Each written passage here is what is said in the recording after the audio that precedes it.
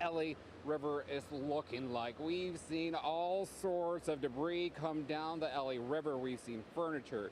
We've seen a lot of trash. We've seen ice chests. Those ice chests, it's just pretty incredible to look at it. Now, if we look at those trees right in the LA River, residents tell us those are usually islands. Here we have an ice chest just coming down. Take a look just at how fast, how pretty much swift these waters are at. Look at it. Look at it, just being swayed left and right. Just the power of this river is pretty incredible. But going back to those trees right there, residents tell us that those are usually islands, and that's where the homeless community usually gathers. Luckily, as of now, the LA Fire Department says that there has been no swift water rescues in the city. Here joining us now live is Dominique Sarita. You live in Glendale. You've been there for 2 years. Yep.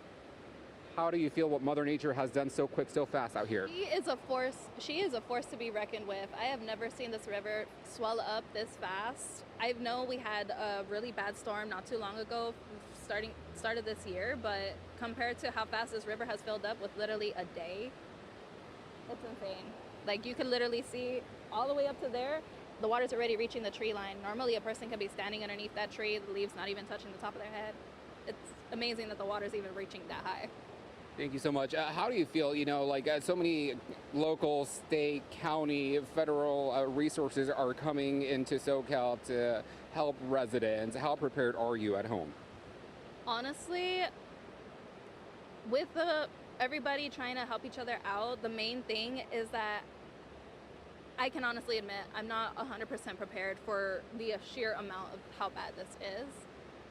But I do know that I have the community around me that's willing to help out if need be.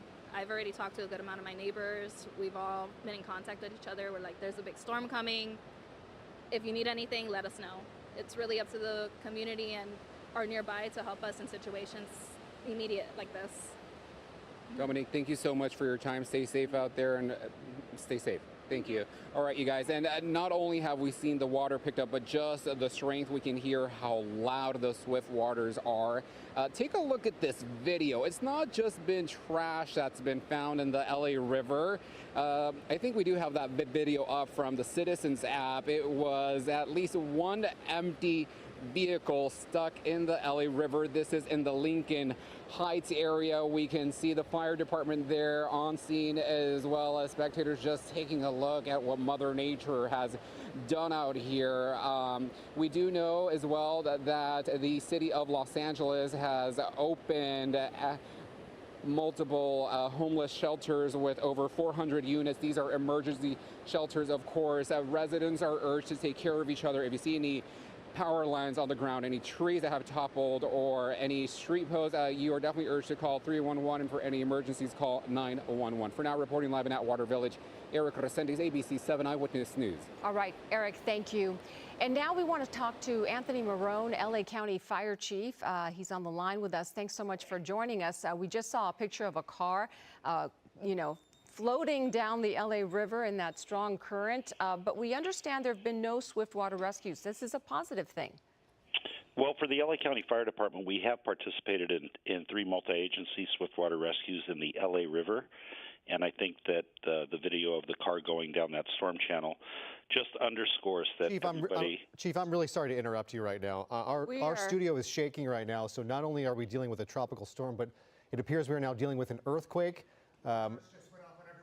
Okay, yeah, so we do have an alert coming out now. People are receiving alerts on their phones at this moment. You likely did not feel it, Chief. I didn't feel it. Jory turned to me and said, we're having an earthquake. I did not feel it. But we heard some squeaking in our rafters. And then, I did hear that. Yeah, side to side, it was And our felt. director is saying that the lights were moving in the director's booth, so...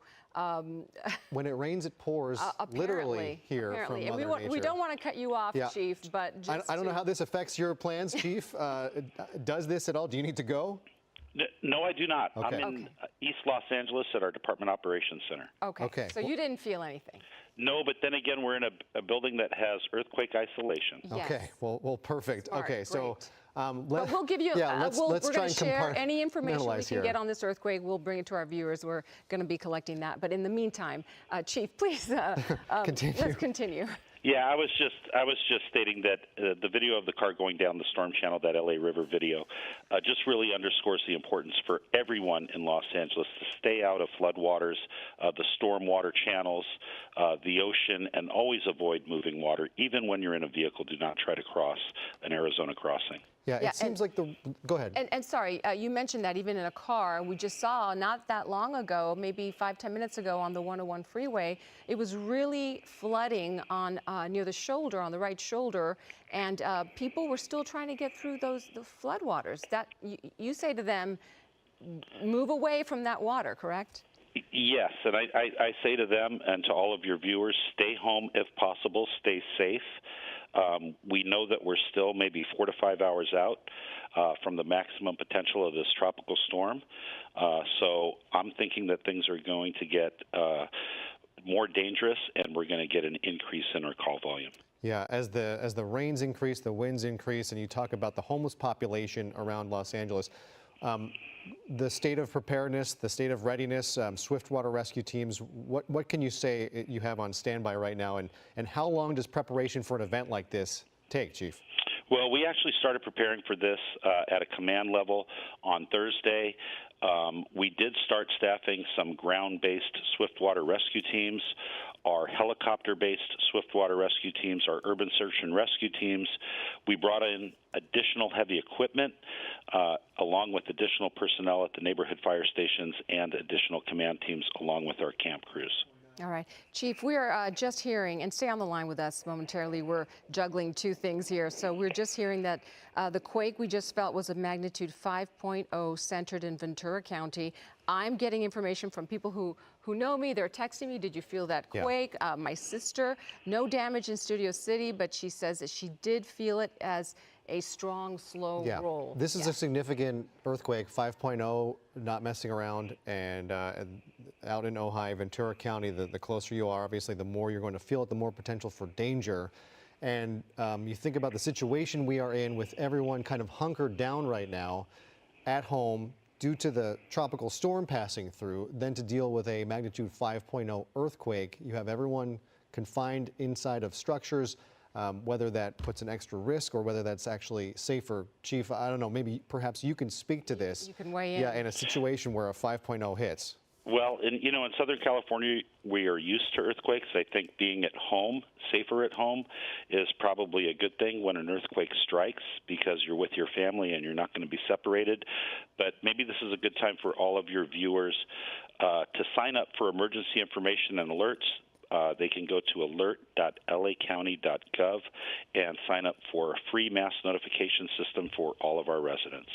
Yeah, that is really good advice, because it is very, very important to be informed at this. There's so many, it's so fluid. The situation is so fluid right now. We had a lot of rain, but it's been light and to moderate, and some people may not really believe that this tropical storm will materialize, but we are seeing we are seeing the activity. Yeah. It should be taken seriously.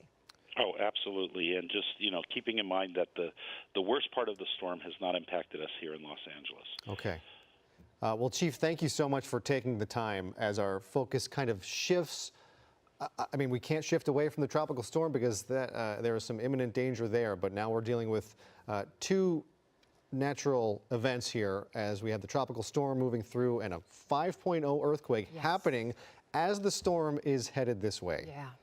So we have Danielle Garcia. She is a writer for ABC News, and she is at home, and she felt the quake. Danielle, we have you. Are you on the line? Can you hear us? Can you describe what it felt like there?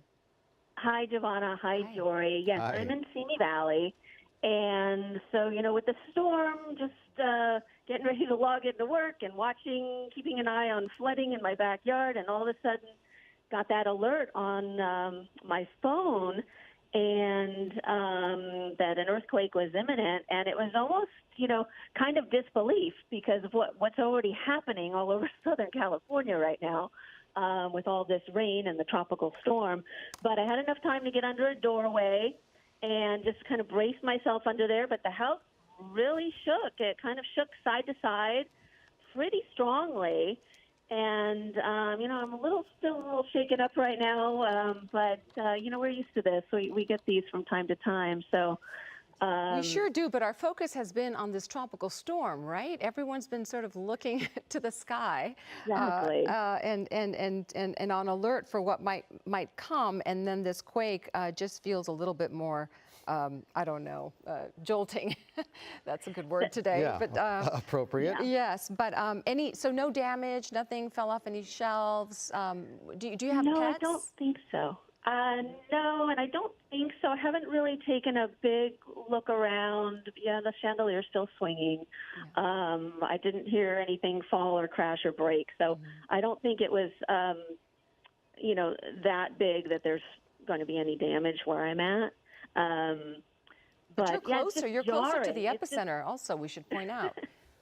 It's just jarring when all eyes are on the storm, and like I said, I'm trying to keep an eye, make sure my backyard doesn't flood. And then it was just disbelief when that alert came across the phone. I just was like, "What?" I couldn't believe it. We can only handle so many things at one time. This is too much. Yeah. I'm just curious, Danielle. Did you get sandbags? Did you prepare in any way?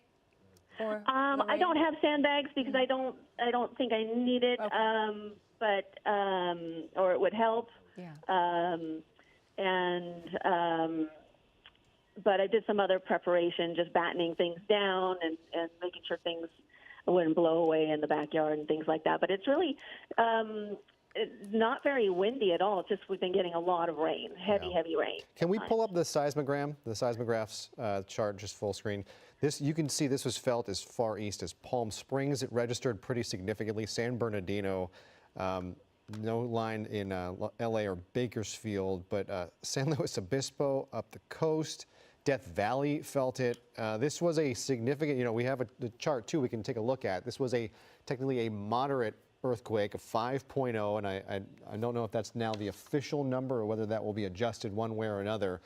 5.0 is a moderate earthquake. Some property damage is rather frequent, about 1,500 per year.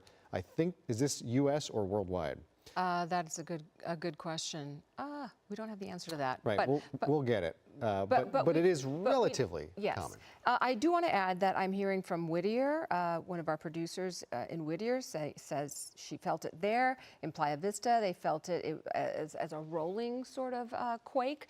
But we do have some information. Look at this. If you can look at your screen, this is good information, what to do, obviously, when there's a quake. Some of this is pretty common sense, but check yourself for injuries, look for and extinguish any small fires. Doubtful that will happen today with all the rain. Leave gas on at the main valve unless you smell gas or think it is leaking. Then you want to take action. Turn it off. Clean up spilled medicines, bleaches, gasoline, or other flammable liquids. Here's some more information. Obviously, help your neighbors who may require special assistance. It's a magnitude 5.0. We're not hearing about any damage. Some of these pointers are for situations where you might have damage, but again, good things to sort of go over and think about. Yeah, and starting to see more information come in on Twitter, more accounts. Mario says, I'm trying to deal with one natural disaster at a time. Thank you. And I think most of us can echo that. Another viewer says, southeast of Ojai and Ventura, I was sitting on my bed, definitely felt it. And then Stretch Dog, one of our faithful viewers, wrote, the earthquake app actually warned me a few seconds before I felt it. That's kind of what Danielle was saying, where you're at least given a couple seconds of notice to know that it's coming. It's incredible to think about the progress that motion, they've made making its way through the earth and notifying you before it gets there. Hopefully, with time, it will give you a little more time with time and research and improvement on that system and that technology. Maybe we'll get 1 or 2 minutes notice. But okay, let's get to Sean Callis, one of our favorite photojournalists here at ABC7, who is joining us on the line. Sean, how you doing, buddy? Tell us what you felt. Yeah, well, just sitting here, we have a duplex, actually. We've got neighbors above us, and at first we just thought maybe the kids were running around upstairs, and then literally the walls shook. I mean, left to right for a good 5 to 10 seconds. It was definitely the hardest earthquake I've ever felt here. Aren't you in Ojai? Are you in Ojai? No, I'm in Ventura, just south of Ojai. Okay, because it was centered in Ojai, so it's natural that you would feel it a little more than some other people. Any damage? Yeah, I just called in. No, you know what? A couple bottles broke. My wife's work actually just sent her some photos that I'll be sending to you guys. They have bottles broken, stuff fell out all over the floor. So, and they're a little closer to Ojai, so that makes sense for them. And you have to wonder, with so many people home today because of the storm, a lot of businesses are closed. Maybe they won't find out about any potential damage until tomorrow or the next day when people start venturing out in this. Sean, you've been through a lot of these. Tell me how this compares to what you've experienced in the past. Definitely the strongest one I've ever felt, and I went up to the big one that we had 4 or 5 years ago, and just the aftershocks there were nothing. The aftershocks there were nothing compared to this, and it was the whole house was shaking for sure. Our neighbors' houses were shaking. It was crazy. Yeah. Have you talked to your neighbors? Are people, you know? I did. Everybody came out immediately. Yeah. Okay. Everybody came outside. Was there an initial jolt? You know, sometimes you hear that jolt where the whole house will just give one rock and then the shaking begins, or was it just started shaking back and forth right from the get-go? No, it was kind of, there was like the initial, like sometimes if planes will go overhead at, hypersonic speed, and you'll just like the windows will shake a little bit. So there was that. And then 2 seconds later, like clockwork, the whole place was shaking. Yeah. Wow. And then, okay, so let's talk about tropical storm, the tropical storm. What's it like there? Is it raining in your area? It's been raining since about 11, but it's not that bad. I mean, I would say just a drizzle. So it's just weird that these two things would happen on the same day, right? Yeah, it sure is. But at least, we were told that Tropical Storm Hillary was headed our way. So a lot of people heeded the warnings, and they are home, and they stocked up. So, at least we're safe in our homes, we hope. Yeah. Barring another earthquake, hopefully this is not a precursor to a bigger quake. But we do have an update on the magnitude of the quake. It is now a 5.1. 5.1 quake. We've seen a couple magnitude 3 aftershocks. We're saying numerous. Let's see, 4 in total magnitude 3.0 aftershocks. So it's just incredible how we go from a climate scientist to now we're in need of Dr. Lucy Jones or someone else who can talk to us with some expertise on an earthquake as the tropical storm continues to move its way through. Just an unprecedented event on this already unprecedented day. Yeah. Sean, no damage. I think we asked you this. No damage. What are you going to do moving forward? I mean, I think I already went through the house and just made sure all of our, glassware and stuff is kind of secure, just in case we feel those aftershocks. I heard you talking earlier about how some people had gotten the earthquake warning a couple seconds before, and we got it literally as it was happening. Like the earthquake happened, and the alert went off. So I even thought that was pretty cool. It just, okay, this is what's going on. So we are aware, at least, which was nice. Yeah, just heard from someone who said they got the alert a few seconds after the initial jolt and the shaking started, but they say they're 15 to 20 miles from the epicenter, so it was already upon them. Laura says she felt the quake down in San Clemente. She says the very south of Orange County. So this thing traveled. A lot of times we see it move in certain directions and not in others, and this one was able to be felt well south to the southern part of Orange County. Yeah. Sean, thanks for calling in. Yeah, you got it, guys. Okay, of course, I'll see you at work. Yeah, hopefully we'll see you soon. Hopefully we survive this weekend. All right. What's next? I know. Well, we're going to go to Gabe Santos in Air 7. And Gabe, you have some more info on the quake? Yeah, guys, it was quite fascinating for us to experience up here in Air 7. We obviously didn't feel the shake, but we were over Santa Monica looking at some of the water flows down there on the beach and how that's affecting the beach area. And myself, my pilot, and our photographer actually got the shake alert notification in Santa Monica in the helicopter. So I got that alert on my phone, and then a few seconds after that, I heard you guys react to it in the studio. So that was definitely kind of an eerie experience. And then shortly after that, it takes about a minute or two for the USGS data to come out, and then we find out it was the 5.0 in Ojai. So just that chain of events was very interesting to see. Of course, we up here in Air 7 HD, we're in Woodland Hills now. We were trying to see how far we can get to the west. We're obviously dealing with the tropical storm. It's a double header weekend, if you will, with the tropical storm and the earthquake.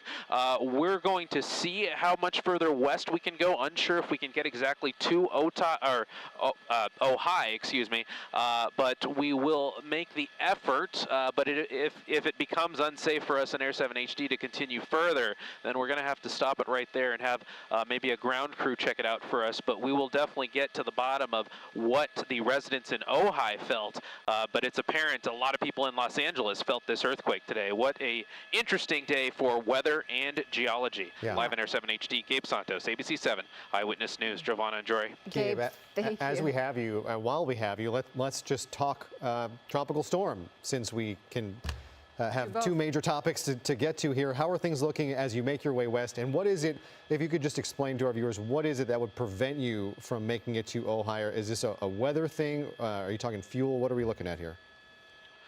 Well, if Josh, our photographer, tilts the camera up, you can see here where the 101 actually continues westbound. The topography of the valley floor actually elevates upward, and you have a layer of clouds. It's relatively a high ceiling, but it's the rain that's coming down from the clouds that's making it a little bit foggy, so you get a limited visibility. And right along the mountains that kind of block the western side of the San Fernando Valley, you get more clouds develop kind of right up along the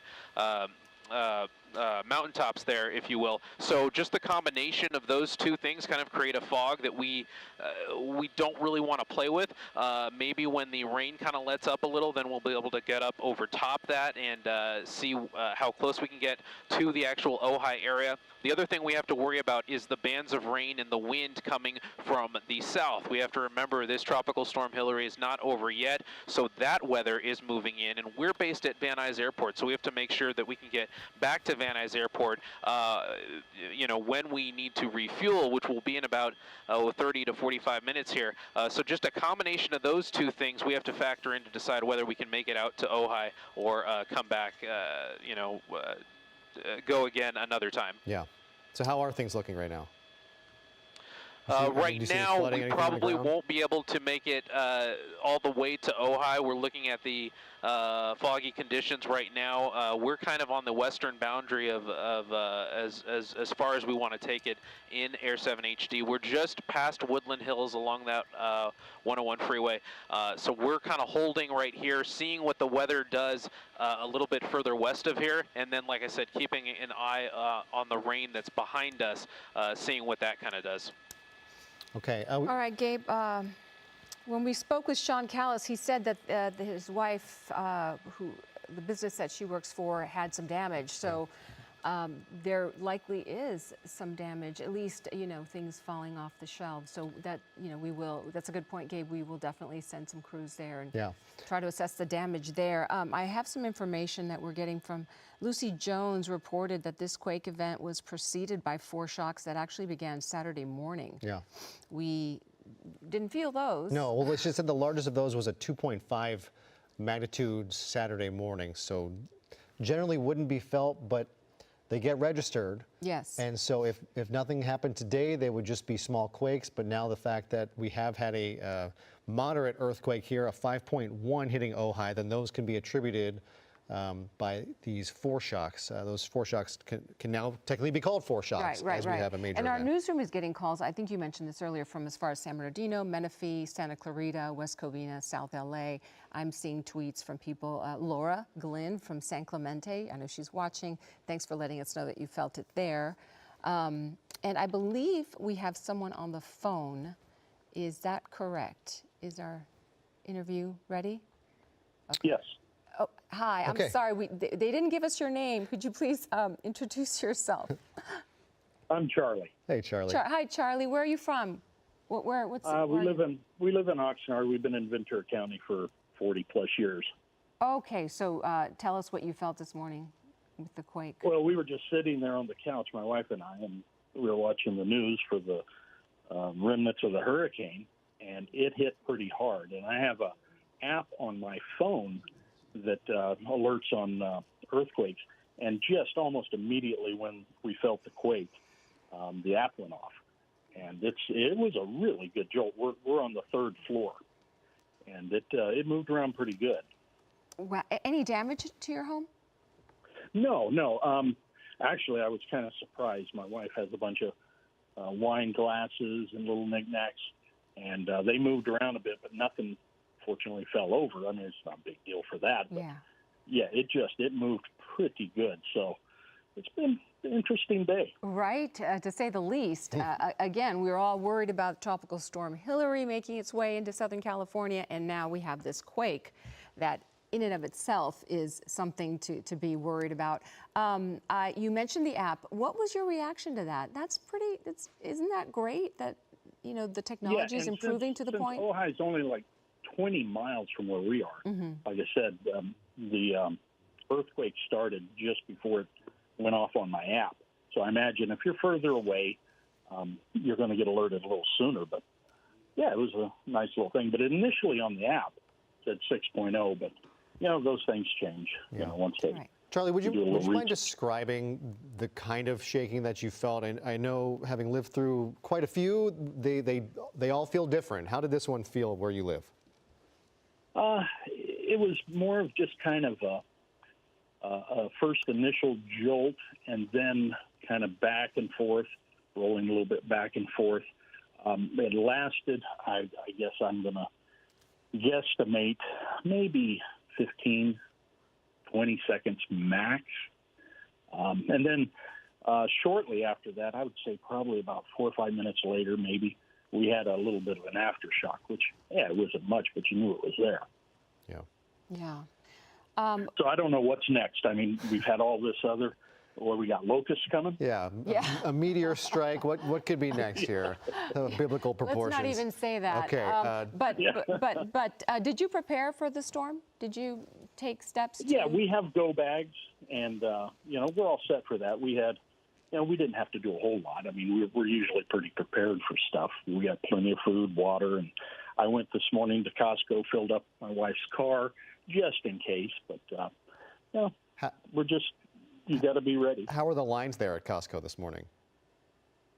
The wine fair? The lines. How? Oh, the wine. I'm thinking, yeah, we have a cocktail too. No, I went there early, so the line for the fuel wasn't bad. Okay. I know we went to Costco yesterday just to pick up a couple little things we wanted, and it was brutal. Right. That's what I heard a lot about. Yeah, we were hearing lots of anecdotal stories about people trying to, you know, get to the stores and stocking up for what could be 2 to 3 days of, you know, hunkering down at home. But thank you so much, Charlie, for talking with us and for calling in from Oxnard. We hope you and your wife are safe throughout this storm. Oh yeah, we're fine. We're hunkered down. We didn't plan on going anywhere today, so that was the main thing. Yeah, it's kind of fortunate timing. Everyone is home together and safe. As we were talking about the LA County Fire Chief about that plan to reunite if everyone's separate at work or school or disparate places around the region. You don't have to worry about that at all. Charlie Smith, thank you so much. I know Josh Haskell tweeted a short little video of a lamp shaking from his ceiling in Sherman Oaks. And so we would love to see if you have any photos or videos or accounts. Tweet us, ABC7, ABC7 Giovanna, ABC7 Jory. We would love to hear them and share them on the air. Because, you know, you wake up one day expecting one thing, and here we go. Mother Nature has another plan for us. As they say, right? We also have new information from the LA Fire Department. They are in earthquake mode, not surprising. We are told the Mount Baldy Fire Department also reported feeling the quake there. And so we know that they're on alert for any damage that might, might show up in the next, from this quake. So Jenny Driscoll, we'll stay on that. One of our Twitter ex-followers, Jenny Driscoll, is predicting major power outages next with a little face palm emoji. Well, let's hope not. Yeah, well, actually, you know, it's funny.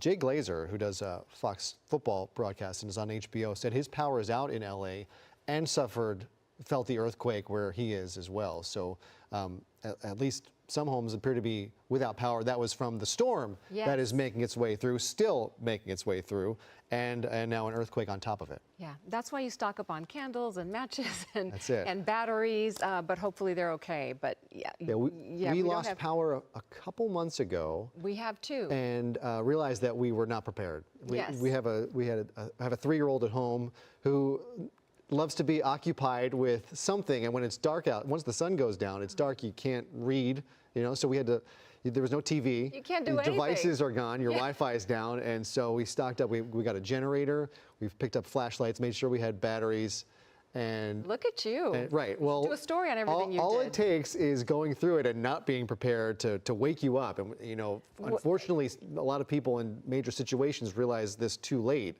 and find themselves in far worse situations than having a 3-year-old who can't watch a television. Absolutely. But to your point, I will add, the last time we lost power just a few months ago, I was down to my last match. So that's the one thing I went to get last night. When you start turning to lighting a piece of paper with the gas stove to start lighting candles, right? Okay, but we want to move on from this and check in with Eric to send these. We understand you are talking to some people who felt the quake. Where are you, still in Atwater?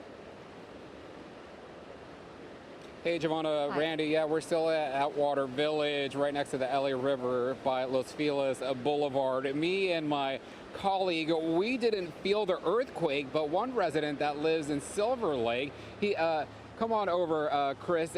You felt the earthquake, you were at home? Yes, I was actually in the bathroom, and my phone went off right at the moment and started shaking. So I jumped up, and all my roommates, we all ran out. Even though it was a small one, you never could tell. It turns out, I guess it was 5.0 out of Ventura or something. But, you never know where they're going to go. How would you describe what was moving at home? What were you thinking? I mean, we're being hit by Mother Nature with the tropical storm, and now we're being hit with an earthquake. Well, immediately, because I'm 32 years, so I've been, Northridge and Loma Prieta, Big Bear, all those big quakes. So it was just, get out, because you don't know where it's going to go. And as soon as I went outside, the next thing I thought was, we get hurricanes and earthquakes. We've got Florida beat, Talk to me, how prepared do you feel? How do you feel with the action the city is taking with this tropical storm, right? They activated the Emergency Operations Center, and now they have to mobilize as well for earthquakes. I think it's great. I mean, maybe they over-prepared, but you can't over-prepare for a flood. So, I guess I guess the cone is coming right past us about now, the main storm. But from watching the news, it looks like most of it went more east into the mountains and the deserts, especially high deserts, Barstow, Ridgecrest, all that. Any other thoughts you want to share with us? Just enjoy this while you can. Usually this is like my ritual, but it's usually freezing cold because it's wintertime. So I'm originally from the East Coast, so it's nice to be able to come out in a tropical rainstorm in summertime.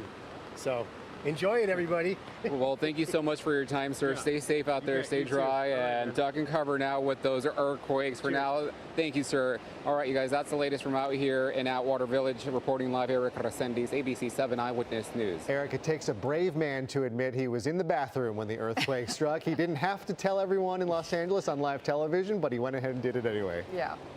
It sure does take, yes. We appreciate it. We appreciate his candor. Thank you, Eric. Okay, we want to check in with a resident now who was in Ojai when the quake hit. Cooper Garcia, are you on the phone? Can you hear us, Cooper? Yes, ma'am. Yes, I am. How are you? What did you think when that quake hit? How did it feel? I was pretty shaken up. I've had a really short experience with earthquakes, even though I've been a resident here for about 26 years. I've only had one maybe a couple of months ago, but this one felt different than anything I've ever felt. Yeah. Did you get an alert on your phone? And if you could describe what the shaking felt like? Unfortunately, I got it just after the earthquake, kind of ended. And if I had to describe it, it felt something of a fun house, and the house was being shaken by someone. And it was actually sort of difficult to run out the front door. You had your legs wobbly. Either could have been from the nervousness of not knowing what's going on and trying to be safe, but running out the front door is actually something of a challenge. Wow. When you did make it outside, assuming you did, were other neighbors outside? Did you see any damage? Any significant Yes, damage? I do have a neighbor, and I wanted to make sure that she was okay first and foremost. Checked on her. She was on the phone, and I wanted to go check on everyone and just hopefully keep the power lines up. Nothing was too crazy over here, but I just wanted to check on everyone first. And of course, I had to check on my mom. She was getting ready for the school year. She's a preschool teacher, and she was at the office, and apparently tons of things had fallen off the walls and water tanks and whatnot. Wow. Okay, wow. Is that the Ojai district office? It's a private school. Oh, private school. Private school. Okay. Yeah. Okay. I want to ask you, this happens to me as well, that moment between when you first feel the jolt and your brain catches up to what's actually happening, what did you think? Did you realize right away it was an earthquake, or did it take a moment for you to kind of come to your senses and realize what was happening? It did take a second to get to my senses and try to realize what's happening. I have a really Cooper, short... I'm so sorry to interrupt you, but we have Lucy Jones, earthquake expert, with a press live conference through we need to Zoom get to. rather Let's than listen at in. the Seismolab itself. There was a magnitude 5.1 this afternoon. It happened at 2:41 in the afternoon. It's located 4 miles southeast of Ojai. It seems like it was very widely felt by many people around the region. And it was preceded by a foreshock sequence that seemed to have started Saturday morning. The largest one in that was only a 2.5. And it's been followed by quite a few aftershocks so far. It looks like 6 that are magnitude 3 or that are in the magnitude 3 range. Alan, you want to add about the fault, the potential fault? Why don't you go ahead with that part and continue for a second? Yeah, obviously this early, we don't know for certain what's faulted on. You confirm that by actually seeing it in the field. We don't know whether this would have been large enough to actually create a field expression. There are a lot of faults in the region. One is called the San Cayetano fault. It's capable of quite large earthquakes, and it seems to be the most likely association. The movement during the earthquake was what's called a thrust movement, with one side up and over the other. That's consistent with the San Cayetano fault.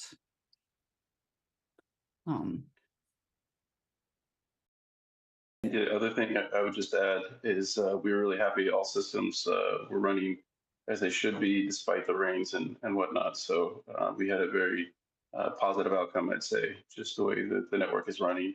No problems, everything working as it should.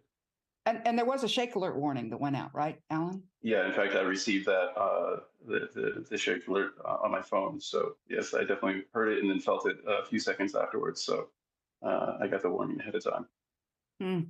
I didn't get to feel it. Okay. John, I think that's really sort of, unfortunately, at this early stage, that's the main information that we have, but why don't we facilitate some questions? And if you see the comment from John, raise your hand if you have questions.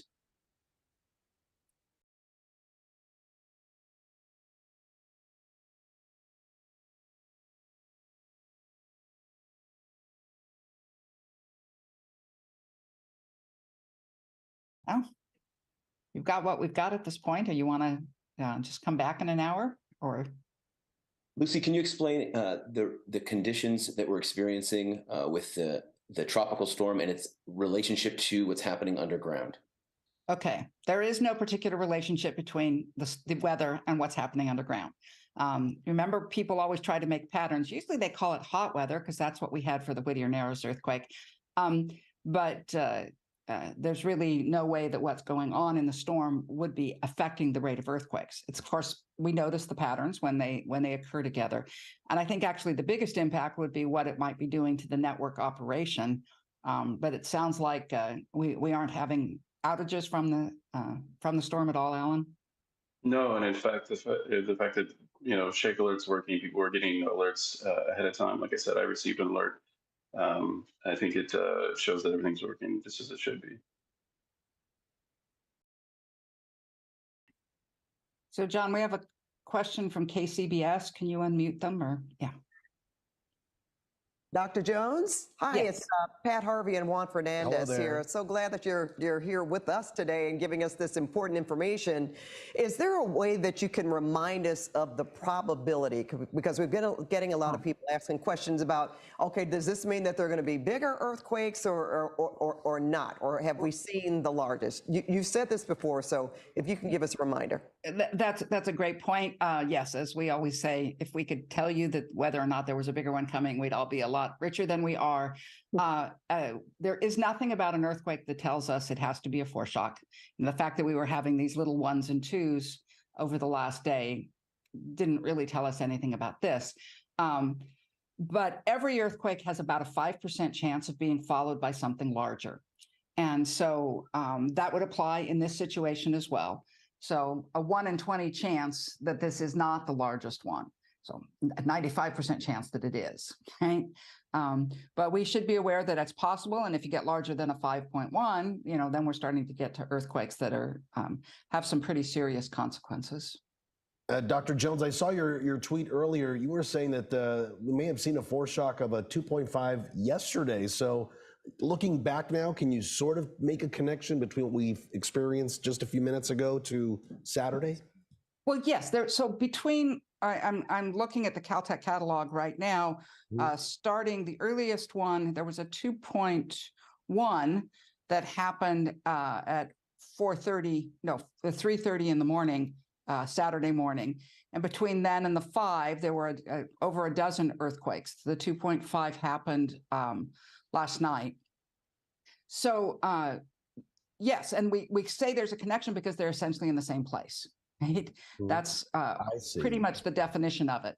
And within 10 kilometers, we see a really strong correlation where you have more earthquakes right after another earthquake. More than just a few kilometers away, it tends to go away. So there was a connection with the previous one. Now we've had the 5.1 that sort of reset the numbers of what's the largest earthquake. And it also then will have a 5% chance of being followed by something bigger. As we've said, it's already had 6 earthquakes of at least magnitude 3 aftershocks just in the a half hour since it happened. Something that was very interesting that you said earlier that I picked up on, and maybe you can add a little more to it. You were saying that scientists now actually have to go into the field to confirm the fault that this quake came from. To me, that's very interesting. You actually have to go out there. We always say it's centered here or it's located there, but to be precise, it's actual field work. Well, no, so we know where it is. That we get from Allen's instruments, right? Okay. Correlating it with a specific fault, the final confirmation is really going to be because you see that there's movement on that fault. And that only happens with the largest earthquakes. And I'm sure, this is borderline as to whether you'd expect to have any surface expression at all. It's just not quite big enough to be sure you have that. But by this level, mostly there's, some geologists will be out there and look and see whether the San Cayetano shows any movement. But I mean, the definition of a fault is a physical thing on the ground. It's not something you do with it. The definition of the fault comes from what you see on the ground. And the final confirmation is always going to be that you see that the fault itself moved. Alan, do you want to comment any more on that? No, I think that's, I would agree with that. The only thing I'd add also is we've already even recorded up to, I think, 22 aftershocks I'm seeing. So it seems to be a very active sequence in that sense, but only a few of those, like most of them are much smaller magnitudes, so haven't been felt. It looks like this is, the aftershock sequence is quite active. Yeah. I see there's a question that's on the chat that's coming from KABC. Yeah. This is not the first time that the alerts have worked. Alan. Oh yeah, do you want me just to go ahead? Okay, so the question is this the first time that the alerts have worked? No, this is not the first time. We've had a number of times now, a number of successes with the work, both with the alerts, both in Southern and Northern California.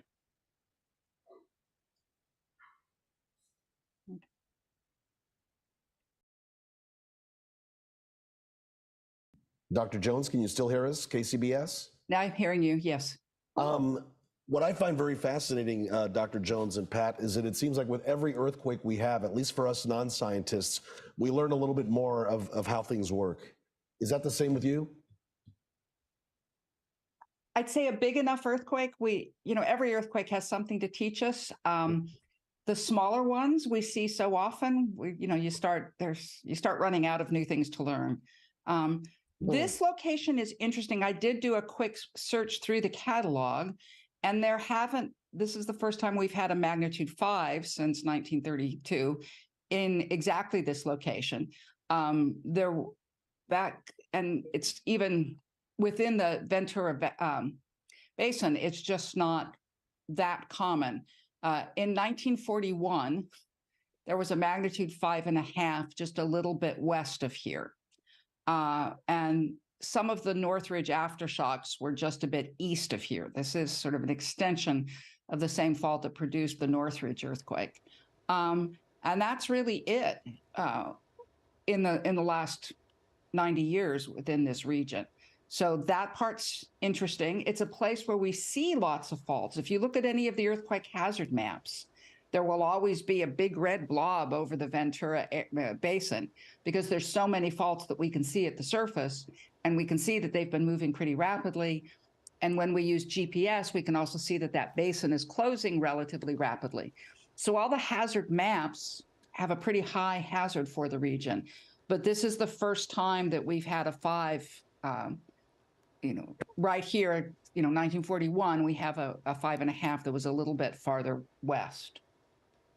Dr. Jones, I know you had mentioned earlier that no one can predict in terms of the weather, how that's going to relate to earthquakes. But I do want to ask you, since we have had quite a bit of rain, and even going from those winter storms earlier this year, and then with this recent rain, does that have any effect on the ground? Not demonstrably. Okay. That's we've looked for the pattern, and when the one way it could is that the pressure in the water in the ground does affect faults. If you go and build a great big reservoir and significantly increase the pore pressure, it's called, the pressure in the fluids in the ground, you can set off earthquakes. That's a well-known fact. Okay. Right? Now, can the rain change that? You have to have a pretty large change in the water table to see it happening. And as I said, we've looked for this pattern because there is this sort of theoretical marginal potential for it happening. But we don't actually, nobody's been able to demonstrate that it happens more often. We need to remember that the most human response we have is we want to find a pattern. Because if we can find a pattern, then we can say, I'm safer at other times that pattern isn't there. Mm-hmm. So we have a pretty strong psychological drive to look for those patterns and try to find them. And the point of science is to do the statistics and see whether the pattern's real. And so far, nobody's been able to really confirm that pattern. Mm-hmm. Okay, and Dr. You've been Jones, listening to Dr. Lucy next? Jones holding a press conference. We are going to, Dr. Jones, can you hear us? No. Okay. We're efforting talking to Dr. Lucy Jones directly, and we'll try to get that any moment. Yeah, and I'm sure we will. She talks with us after every earthquake event, yes. So we expect to be able to talk to her. Talk to her. But you're looking at images we just want to point out. This is from Ojai. This is the Pantry Paradise, or Paradise Pantry in Ventura. You see some of the damage there. Lots of things fallen from the shelves onto the ground. And you also saw video of a ceiling light. That's Josh Haskell's. This is it right here. Yep. Light. And this is this is Josh Haskell's. He's in Sherman Oaks. He's in Sherman Oaks. Right. So you can see some of the things that people have been experiencing in their homes. Let's get back to Cooper in Ojai. He joined us on the phone just a short time ago as the aftershocks continue. I believe we just saw a 4.0 magnitude aftershock hit. Cooper, what can you tell us you're feeling right now? I'm feeling some pretty significant aftershocks. I've been trying to take records. So far, we've had one at 317 and another at 322. I'm hearing plenty of word from family and friends that there's significant glasses coming off the shelf and things breaking. Part of a mirror has broken off and fell off. But, it doesn't seem like it's slowed down at all. It's just slowly winding down. But the original earthquake was pretty scary. It wasn't slow. It was very fast and very aggressive. Yeah, you wonder with those aftershocks growing in strength. We heard Dr. Lucy Jones say there's a 1 in 20 chance that this was the strongest, that 5.1 quake, the initial large quake today, but that leaves a 5% chance that we will see one even larger, which would make the 5.1 a foreshock and the larger one the main earthquake. Right, and we are awaiting for that. But again, it is a 5% chance of being followed up by something larger, according to Lucy Jones. So, you know, the chances are still pretty slim.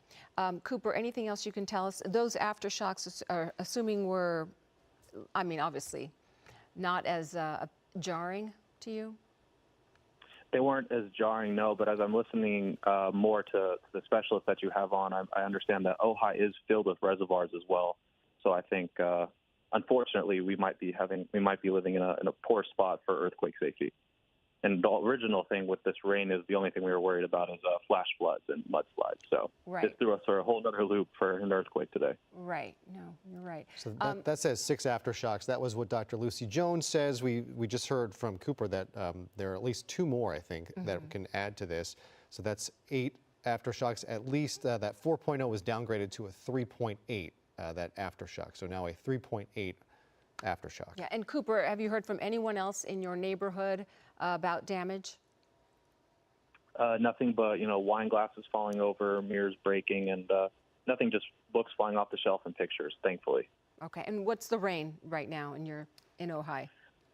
The rain is pretty fair, hasn't let up at all, but I wouldn't call it rain so much as sprinkling for now, and we're just keeping the fingers crossed that it doesn't upkeep to something else, anything stronger. You can see on the radar there is a line of delineation right about Ojai where there's some strong storms, and then it kind of eases up the edge of the storm.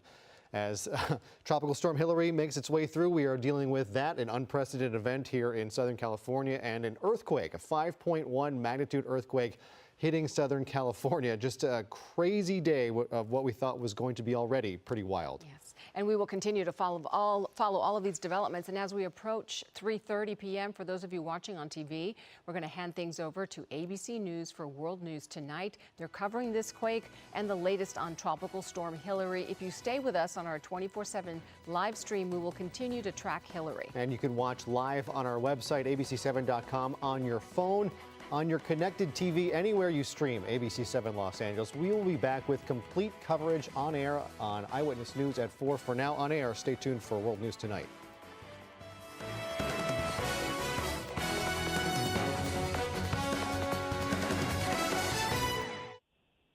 Of course, yes, thank you.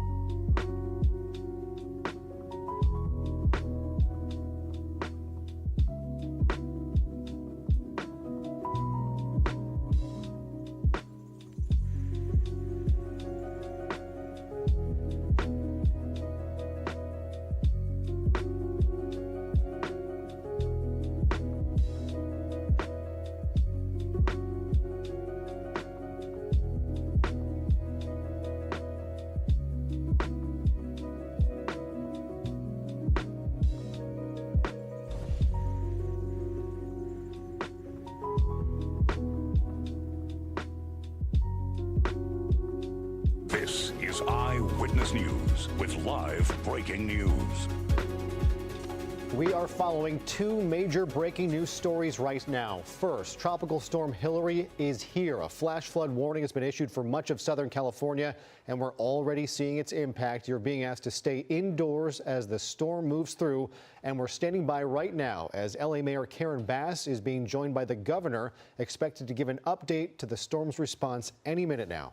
And did you feel it? A strong 5.1 magnitude earthquake struck near Ojai. It happened around 2:45 this afternoon. There were at least 4 aftershocks above a magnitude 3.0. The shaking was definitely felt across Southern California. Yeah, far and wide, as far south as Southern Orange County, west and north. We're hearing from it all. Thank you for joining us. You're watching Eyewitness News at 4 live on ABC 7, Hulu Live, and wherever you stream. I'm Jory Rand. And I'm Giovanna Latta. There is a lot going on right now. Of course, we are starting with Tropical Storm Hillary as we await that press conference. I just saw some movement, but they are just getting ready to go here. Alex Cheney joins us with this unprecedented storm. It's a 1-2 punch from Mother Nature today. It's been an incredible day. Yeah, we were just sitting here in the studio a few hours ago when we felt that shaking. We heard some equipment in the studio move. It's been a really incredible day so far. So here's some of the rain. This isn't the record rain. This is just today's. Some spots out into the deserts already over an inch of rain. Other places out about a third. As soon as those rain totals update, I will bring it to you. Here is where Tropical Storm Hillary is right now. It is still in Baja California, has not made its way across into California just yet. The winds are consistent at about 60 miles an hour, right around the eye wall of that storm. We have that center downdraft, but it is going to be moving towards some cooler water. So as it takes this little bit of a northerly turn up here into the Southern California area, the cool water is going to help the storm dissipate just a little bit. So these wind speeds are going to start going down in just a little bit here. This is the satellite picture. I've been watching this for the past few hours. Lots of rain moving through the entire desert Southwest right now. 72 in Los Angeles, 73 in Las Vegas, 88 degrees in Phoenix. This is an incredibly dangerous storm for millions right now. Here is the live Megadoppler 7000 HD. You can see that big turn of all the strong storms happening right now. Let's go to a few areas. This is down into Julian, Borrego Springs. This is down in the Palomar Mountains near San Diego, getting quite a bit of activity. If you are near Malibu, all the way up to Thousand Oaks, Calabasas, more than likely some very powerful storms are moving through your area at the moment. The National Weather Service has issued a flash flood warning. This is for all of LA County, but we're also going to see little places begin to pop up with some concerns. This is a flash flood warning out through the entire desert. This is from the Salton City area all the way up into Palm Springs and to the border with Arizona. And something that popped up a few minutes ago and then went away, there was a tornado warning actually for a few minutes. This was on I-8 as you make your way between the Tucson area and over into San Diego. Here's the track for the rest of today. So once again, what we're waiting for right now is for the eye of the storm to make its way into California. And when that happens, that could be in just a few hours from now. And then we'll continue on its path. You just let me know when to wrap it up. Okay. Looks like the mayor of LA is getting in line. County Supervisor Janice Hahn is there. I see Alberto Carvalho. We're waiting to hear what's going on with schools. And let's listen in now to this press conference.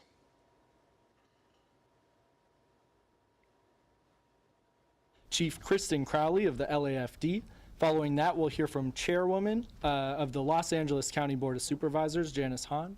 After that, we'll hear from LAUSD Superintendent Alberto Carvalho. And following that, we will hear a projection from the National Weather Service, Lisa Phillips. After that, we'll hear from Council President Krikorian. And following that, we will hear from Governor Newsom.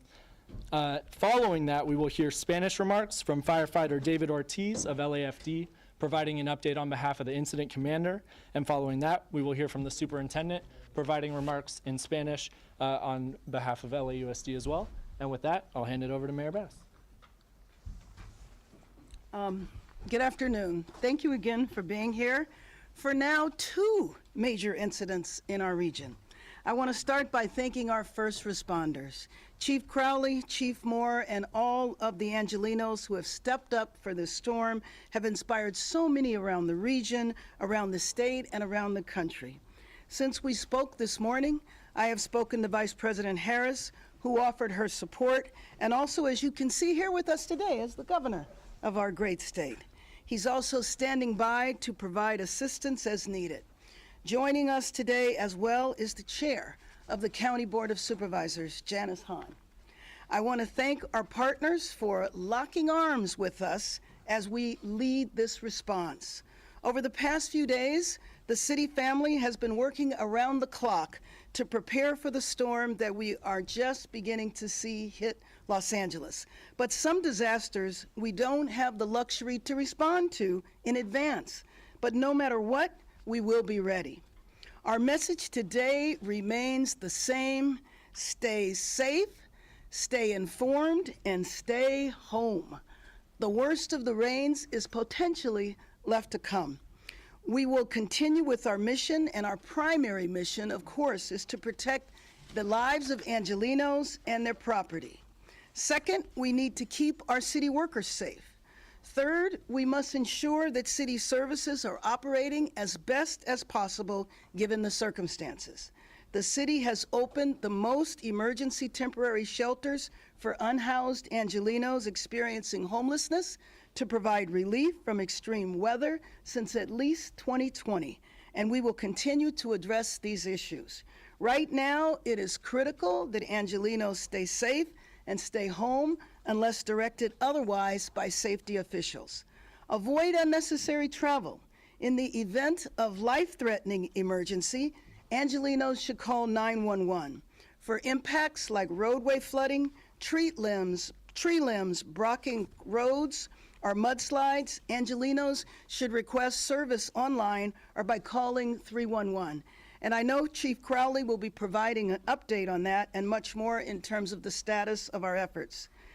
Like I said earlier, our emergency departments are unparalleled, so when an unprecedented disaster or disasters hit, know that we are ready. Thank you, and let me introduce Chief Kristen Crowley, the Incident Commander.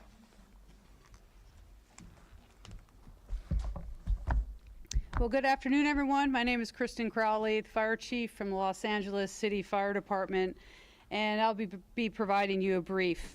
As expected, we are experiencing a citywide increase in calls for service related to flooding, winds, and debris flows. Fortunately, we have had plenty of advance notice in this event, and we took the necessary forward-thinking steps, just as many of you did as well within the city.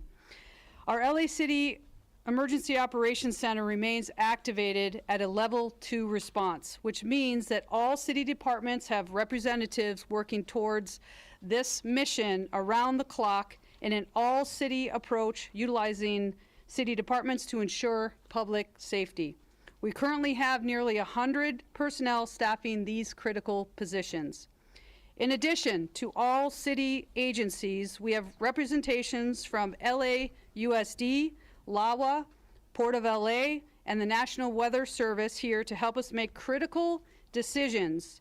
And as you can see behind me, we will continue to work with our local, state, and federal agencies.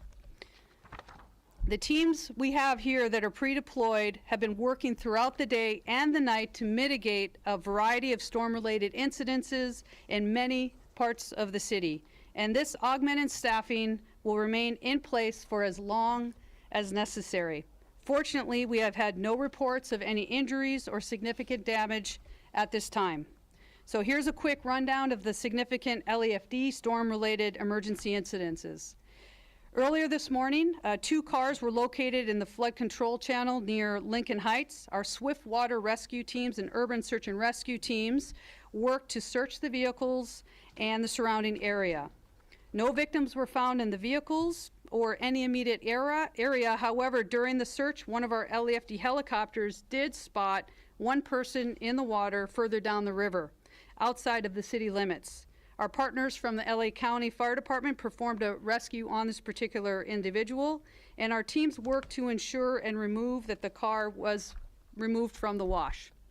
A number of wires down incidences have been reported throughout the city. The LAFD responds to evaluate the safety risk of each of these locations and then notifies our partners at DWP so that our emergency crews can then shut down the power if necessary and respond to make repairs as soon as possible. We have responded to a total of 2 debris flow incidences in Sherman Oaks area, which fortunately did not impact any structures. Large trees are susceptible to becoming uprooted as the ground becomes saturated, and we have had at least one topple over in the Westwood area so far. Tenants of an apartment building in Koreatown have reported a partial collapse of their roof, likely due to the weight of the accumulation of water. We have also received at least 15 reports of flooding in our area. Additionally, I have the following updates from our city partners. The Department of DWP are aware of power outages affected for at least 5,000 customers, and their teams are working to restore the power. The most impacted areas are in the Boyle Heights and Hollywood areas. The Department of Transportation has only one significant road closure to report at this time. This closure affects the Sepulveda Basin in the San Fernando Valley, specifically Burbank Boulevard between the 405 freeway and Havenhurst Avenue, and Woodley Avenue between Victor Boulevard and Burbank Boulevard.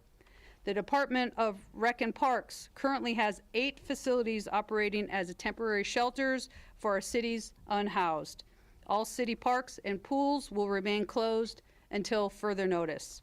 Our city's information system, the 311, is of course receiving an anticipated increased amount of traffic both from phone and online.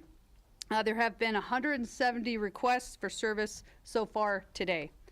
And the Department of Public Works currently has 20 trucks responding to weather-related My LA 311 calls to flooding. So additional information.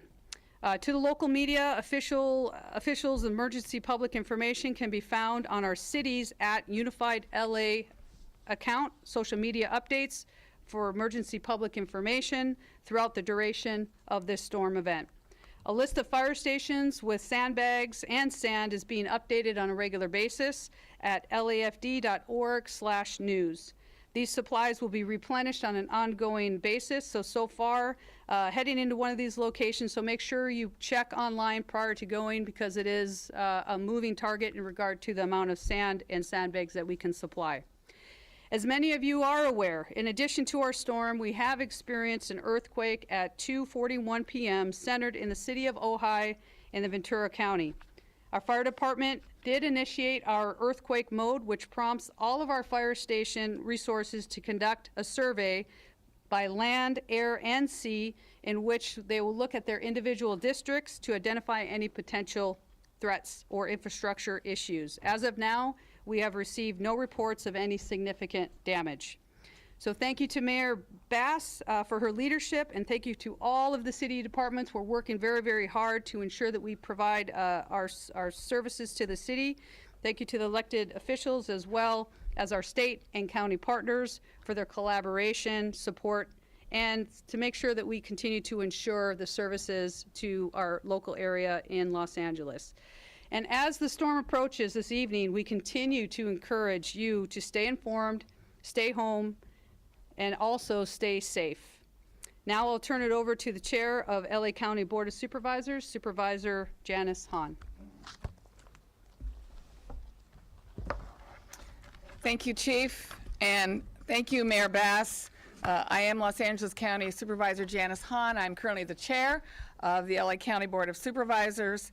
And I know that for the last 3 days, it's been nonstop preparation between the city of Los Angeles and the county of Los Angeles. This is an all hands-on deck approach, and I'm thankful for my partnership with Mayor Bass and the city of Los Angeles in getting the word out to all of our residents. We're also looking to continue to do this throughout the weekend. This morning, I signed our emergency declaration for Los Angeles County, and that means that we've activated the full extent of emergency powers for life and property, and critically, it means that we're signaling to the state and the federal agencies that LA County is ready to accept any assistance that they can give. And I know we have the full support of our governor. And I wrote this before I knew you were going to be here. Yesterday, Governor Newsom issued a declaration of emergency for all the areas in Southern California that are in Hillary's path. Meanwhile, our LA County departments have already taken critical measures to protect residents. LA County Public Health has issued a warning People should stay out of the water in our beaches for 72 hours. And I know it's human nature to want to go and see this storm, see the swells and the rain, but it is not safe to be along our coastal areas. And our LA County parks will be closed. And our LA County libraries are also going to be closed. We have also been proactively working to make sure that vulnerable communities remain safe. And I know many people are concerned about our unhoused residents. Well before this storm, LA County teams from our homeless initiative have been doing face-to-face outreach, going encampment by encampment, tent by tent, and moving individuals away from the flood control channels and onto higher ground. Our Parks Department has opened a shelter at Pamela Park in the city of Duarte, and our homeless initiative have also augmented the winter shelter system. So if you're watching this and you need somewhere to go or know someone who does, this may be an option. And in the county, call 211. I know in the city, you dial 311. But for those of you not in the city, dial 311. Another area of concern for, I think, all of us has been Catalina Island. And this afternoon, the last boat from Avalon to the mainland to Long Beach and San Pedro ports left the island. I've been in touch with Mayor Annie Marshall of Avalon, but we have spent the last 2 days vigorously encouraging residents of that island and tourists alike to leave and come to the mainland. We are concerned because there is one power plant on the island run by Southern California Edison, and if that becomes flooded, then there will be a massive power outage on that island. But most residents have decided to stay and shelter in place, but our LA County teams are there to assist them on site. We've added personnel with our LA County Sheriff's Department and our LA County Fire Department. We've sent additional staff and equipment, including a third rescue boat and additional crews for those boats on board. And our LA County lifeguards will also be on standby and ready to deploy. I'm also joined today by Sheriff Luna. He won't be speaking, but he's certainly here to answer any questions. And residents should also be aware that some transportation services will be affected. I know as the chair of the LA Metro system, Mayor Bass, and I am the vice chair with her, we have been monitoring the situation at Metro, and so far they have not suspended any of their services. However, I know one transit system in my district in Long Beach has decided to stop all their system from tonight at 6 till tomorrow morning at 6 a.m. But I know the mayor and I will continue to monitor Metro and give anybody an update on those systems. But really, we urge residents to take the message that Mayor Bass has made so clear. Stay home, stay safe, stay informed. That's what we want people to know. And in LA County, you can visit ready.lacounty.gov to keep up with what's going on in your particular area. Thank you, Mayor Bass, again for your leadership. Well, what you see before you is an all-of-government approach from the federal, state, county, and city, and absolutely includes our school district, the Los Angeles Unified Superintendent, Alberto Cavallo. Thank you very much, Madam Mayor.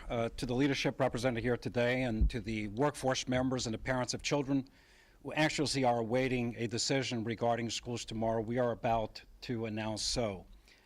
I want to begin by saying we make these decisions after going through a significant number of considerations.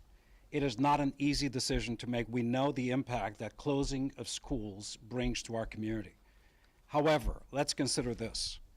The peak of this storm will take place in the middle of the night, depriving us of our ability to inspect schools or determine access to schools to be safe. As early as 5:30, 6 a.m., we have students usually walking to school. Without the ability to inspect schools or the access to schools, we cannot determine if there are power lines down or tree limbs down, potentially bringing injury or worse to our students or workforce. We have bus drivers who report to work as early as 4:30 in the morning. That is when some of the worst conditions are expected to take place. In addition to that, we cannot safely operate our bus fleet that transports in excess of 30,000 students every single day with wind speeds at 35 miles an hour or higher. We expect speeds well in excess of 35 miles an hour. In fact, gusts reaching 70 miles per hour. And the last point, a significant percentage of our workforce does not live within the jurisdiction of Los Angeles. The ability of those workforce members, ranging from bus drivers to custodial staff to maintenance individuals to teachers themselves, may be compromised because of the impact that the storm will have in their local communities. I know some of you will wake up tomorrow morning and will say, in my neighborhood, everything is okay. Our school district covers 700 square miles. There will be impact in some areas.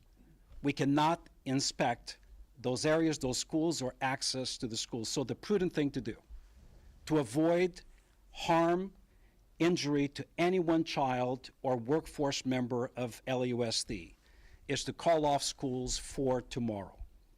So tomorrow there will be no schools active across Los Angeles Unified, all before and after programming inclusive of athletic activities, as well as third-party entities that hold activities within our schools. Everything will be shut down. We've been told that independent charter schools would follow our course of action. So speaking to the parents of charter school students, those schools will likely be shut down as well. I would urge you to contact the operators of those charter schools. We expect full resumption of all educational services beginning Tuesday morning as scheduled. For tomorrow, we're asking our workforce, particularly certificated leadership at the school sites, principals and assistant principals, as well as maintenance, operation personnel, and custodial staff to report to schools around 10 o'clock in the morning. If you have difficulties leaving your house, accessing the school, contact your supervisor. It is important to determine the viability of those facilities prior to Tuesday. In addition to that, we expect and will be advising our teacher colleagues to load assignments around 10 o'clock in the morning for asynchronous learning opportunities across Los Angeles Unified. We tested our connectivity, our device empowerment, and the operability of our learning management system, Schoology, which students, parents, and teachers got really used to during the pandemic. It is operating at 100%. Materials have been loaded, resources are available. The last point, senior leadership is expected to report both to central office as well as regional offices. If you're not senior leadership and do not receive a call from your senior leader, you're asked to stay home and work from home. 80% of our kids depend on free and reduced lunch programs, which in our district, thanks to the state, we provide for free for every single student. That is why we'll be posting online and make available to the media distribution sites for grab-and-go food sometime tomorrow afternoon for the benefit of our communities. Again, we'll wake up tomorrow with some degree of criticism. We stand by our decision. There is no way we can compromise the safety of a single child or an employee, and our inability to survey buildings, our inability to determine access to schools makes it nearly impossible for us to open schools. The last point, I come from a coast where we dealt with a lot of hurricanes. I've dealt with a lot of closure of schools over the years. The trigger in most communities is if a community is under a tropical storm warning, automatically schools shut down, no question. That is sufficient. Thank you very much, and now I'd like to bring up National Weather Service, Lisa Phillips. Thank you for having me here today. I'm Lisa Phillips with the National Weather Service out of Oxnard, California. As you guys know, Hillary actually has made landfall around noon today along the northern Baja Peninsula with a maximum wind speed of 55 knots. The track has remained mostly the same. It's still tracking north-northwest, and the speed is actually faster. It's around 20 knots to the north-northwest, and it's expected to move even faster over the next day or so. The center is currently just north of the Mexico border. And with this storm, we have been advertising heavy rains, gusty winds, and thunderstorms. As you know, we have a tropical storm warning in effect. And because of the faster speeds of the motion of the storm, it means that the storm has less time to weaken by the time it gets here.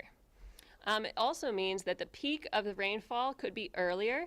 So right now, for the peak, we're looking at somewhere from now until 9 p.m. for the peak rainfall for LA, the LA basin. And with that, we have had 1 inch of rain approximately over the LA basin already, and we're expecting at least a couple more inches over the area. For the winds, we're also expecting significant winds with this storm. This is going to look a little bit like a Santa Ana wind event, however, it will be wet. So the winds will be north to northeast, 30 to 50 miles an hour for coasts and valleys. And it's really mostly those higher winds are going to affect the north to northeast exposed areas. So if you're in a Santa Ana wind prone area, expect to see some winds with this.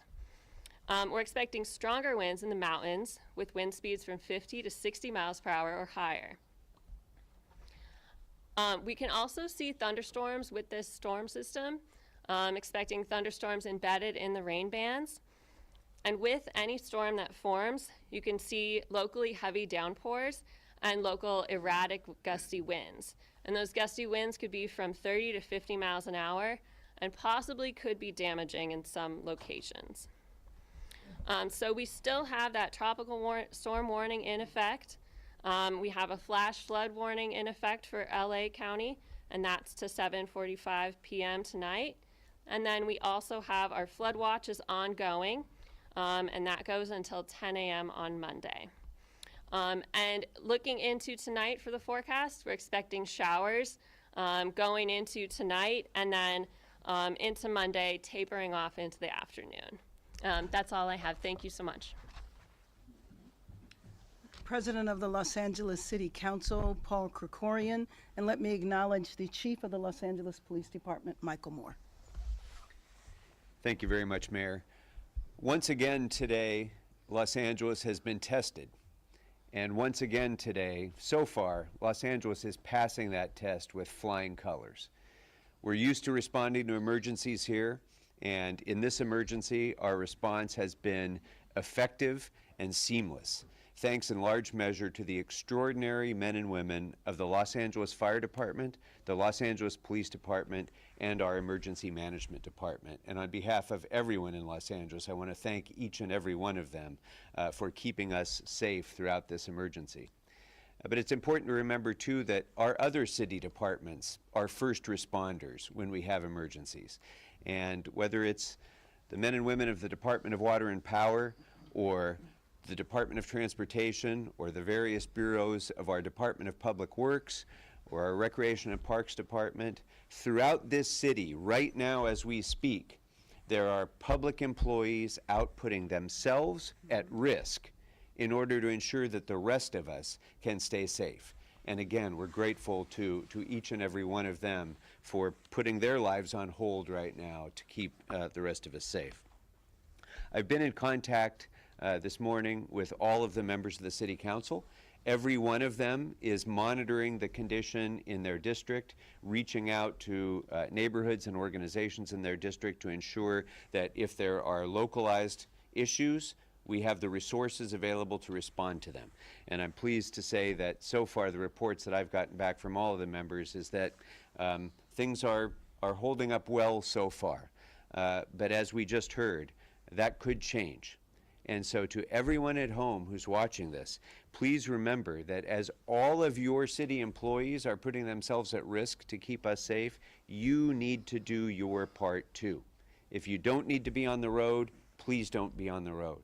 If you see anything, whether it's a fallen tree branch or a fallen power line, please report it immediately. If it's a fallen power line, call 911. If it's a fallen tree limb or some other situation like that, you can call 311. We need to know what's happening in your neighborhood so we can help respond immediately. And I just want to say, too, Los Angeles is at its best when we work together, when we look out for our neighbors, when we look out for each other as one family. And I'm so honored to be a part of this city family under Mayor Bass's leadership, which has responded so effectively today. And equally, I'm so pleased that we're joined by Supervisor Hahn, and we know that working together with the county and working together with the state of California, and we're honored to have Governor Newsom here, we can get through any emergency and any catastrophe as long as we're all working together, which we are. So thank you very much, and Mayor, thank you for your leadership.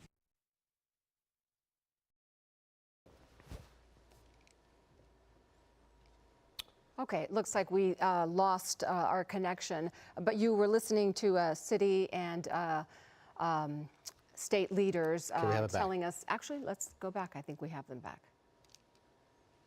I had the intention of doing what I've done for much of the day and over the last few days, and that was to visit, to check in, to listen, to learn, and to offer the support of the state. I've had the privilege of doing that today from the border down in National City. I had the privilege of being there yesterday with the convoy, hundreds of National Guards men and women, 350 that were deployed to 11 counties throughout the region. Had the opportunity to spend time with Mayor Bass's colleagues down in San Diego and elsewhere, talking about their efforts, and moved our way up to meet with farm workers that were just worried, not about the weather, but about the fact they didn't get a day of pay because they were asked not to work out in the Murrieta, Temecula area, meeting with outreach workers in Paris, California. I just had the opportunity as well to be with the sheriff in San Bernardino. I drove over here and watched 3 accidents on the freeway. Quite literally, one in front of us, by about 30 yards, a pickup truck. And so, Mr. President, I appreciate your comments about common sense. Just do your best, be safe. If you don't have an essential reason to be out there, don't. And, you know, if you're passing the CHP, which I was with, maybe you want to slow down, which was the incident that marked my consciousness here today. But it's also a marked conscious in this respect, how proud I am of all the leaders that are assembled here today. You got pros. You got folks that have reps. We were just out here how many months ago with all those rain bombs and atmospheric rivers in December, and January, and February, and March. And, you know, I think there's an old ancient curse that loosely is translated, say, may you live in interesting times. Certainly interesting times. Tornadoes, lightning strikes. I've got CAL FIRE worried about wildfires because of the winds, not just the tornadoes. Walk out of the OES, the Office of Emergency Services in San Bernardino, and check my phone and learn about an earthquake that originally came in at 6.0, appears to be closer to 5.1. There were over 13 aftershocks just in the drive over in the Ventura region. These are certainly interesting times. That was punctuated by a call just an hour or so ago from Nevada.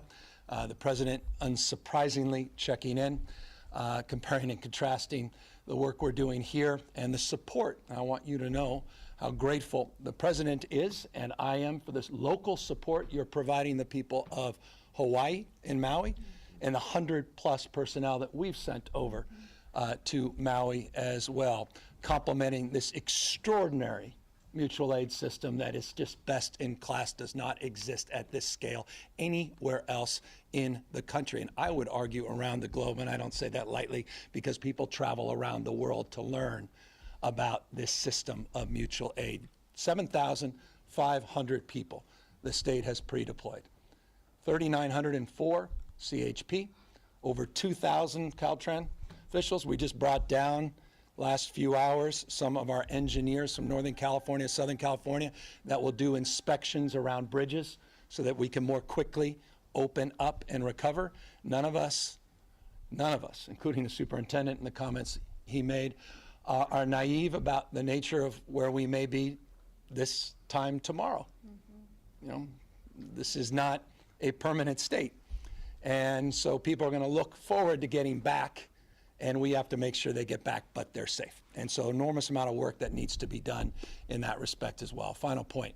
While we have 7,500 personnel situated throughout Southern California, and we put forward that emergency declaration, localism's determinative. And localism's not just local elected officials and those first responders, but it's neighbors helping neighbors, checking in on seniors, checking in on the most vulnerable, making sure those that are underserved and under-resources know what's going on and know what to expect. We're just walking into this. I left, and I'll close. I left from Palm Springs at City Hall, meeting with the mayor and others. They wanted a drop in the sky, coming from the sky. Soon as we got up to San Bernardino, they reported flooding at that same site and the most significant rainfall over a 60-minute period anytime in the history of Palm Springs. That's how quickly the system is moving. Take nothing for granted. If you think, boy, the skies are clear and I can go out on a long jog or walk, just be cautious. Wait till this time tomorrow night to consider that. And so let me, again, thank you all for your consideration, the privilege of the opportunity to share that. And again, deep gratitude, Madam Mayor, for your leadership, for staying ahead of this, for being as serious as you have been and as intentional as you've been. People expect nothing less, and we're very, very proud of the leadership here in LA County. Thank you all very much. We will go to Spanish in a minute, but I wanted to acknowledge many of our first responders. Sheriff Luna and Chief Moore, our Emergency Management Department, Carol Parks, Marty Adams from the Department of Water and Power, Ted Allen from 311, Connie Llanos from the Department of Transportation, Barbara Romero from LA Sanitation, Keith Mose from Street Services, Jimmy Kim from Rec and Parks, Osama Yonan from Building and Safeties, Mercedes Marquez, Brian Williams, Randall Winston, Nancy Sutley, all deputy mayors. Thank you very much for your efforts as we talk about bringing the city together and frankly our all of government approach. This is an example of what you see here. We'll now move to Spanish. Let me introduce David Ortiz from the Los Angeles Fire Department, and then we will bring back up our superintendent from LA Unified, Alberto Cavallo. Thank you, Mayor. All right, you have been listening to local and state officials recap the preparations that are now in place and have been in place. Everyone preparing for the arrival of Tropical Storm Hillary, and also talking about reminding people to stay safe, stay home, stay informed, avoid unnecessary travel, talking about some of the damage that's already been seen, some live wires on the ground. We heard about a swift water rescue that happened near Lincoln Heights. 2 cars, not one, also found in the river. The flood channel there, yeah. In the flood channel there. They've had hundreds, I think there were 170 calls to 311, calls citywide about flooding, winds, debris flows, all of this, and the tropical storm has still not arrived. They're expecting it to hit this evening, right, between now and 9 p.m. Right, the bulk of the storm will not arrive for a couple more hours. Add into that an earthquake response that we've had today in the midst of this unprecedented tropical storm event. LA Fire Chief Kristen Crowley kind of going through what they have dealt with so far today, the 2 cars stuck in the flood channel.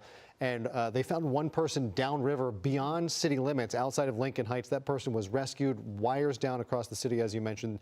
2 debris flows in Sherman Oaks, no structures impacted. A partial roof collapse in Koreatown. 15 flooding calls, 5,000 customers without power right now, mostly in Hollywood and Boyle Heights. A tree down in Westwood. All LA City parks and pools are closed for the day as they kind of cycled through what they've been dealing with so far. That's pretty good. When you talk about a tropical storm or a hurricane previously making its way here, that's not too bad. They just hope that it stays that way. Right, and we also need to mention again that LAUSD has canceled school for tomorrow. They expect classes to resume on Tuesday morning, but again, no classes for LAUSD students tomorrow. However, they will have some distribution locations for those who would like to receive aid with food. Yeah. Alberto Carvalho just said that the timing of when the storm will get here in the middle of the night wouldn't give them enough time to know whether it was safe to send kids out there, going to bus stops, check the sending schools. employees who will be coming from different areas who might live outside of the LA area, having to trek their way in with flooded roads and possible flash flooding. So they just made the safe decision to just wipe it out. And Carvalho acknowledged the fact that a lot of people might not be very happy with this decision. You could wake up tomorrow wherever you are and find pretty safe conditions and say, what's going on here? I want my kids to get another day of school. Acknowledged that, but said he came from, of course, Miami, a school district that is quite used to dealing with hurricanes of this sort. Well, we are not, and has some experience there and knew what to do in a situation like this. That's right. And in the midst of everything going on with Tropical Storm Hillary, we're also following more breaking news as a 5.1 earthquake struck near Ojai around 2:45 this afternoon. Just incredible. And Eyewitness News reporter Sophie Flay made the trek out to Ojai with the latest on conditions there. What are you hearing, Sophie? Yeah, you guys, we are live in Ojai, really the center of where this earthquake struck, and we're at the West Ridge Market. It just reopened after having to be shut down for a little bit because things flew off the shelves, right? Big earthquake, and they needed to clean up. And I want to introduce you to 14-year resident Liz Gorley. She has lived here, like I mentioned, for 14 years. Liz, you felt that earthquake. Where were you? What did it feel like? I was sitting on my chair waiting for a flood or something, and then all of a sudden there was a big jolt, and my house started shaking, and I heard a crack, which turned out to be the tile on my porch, and I jumped up, and then it was over. But luckily nothing fell off the shelves or anything, so we were fine. We're fine. And you said that you felt about 6 aftershocks. Any damage to your home?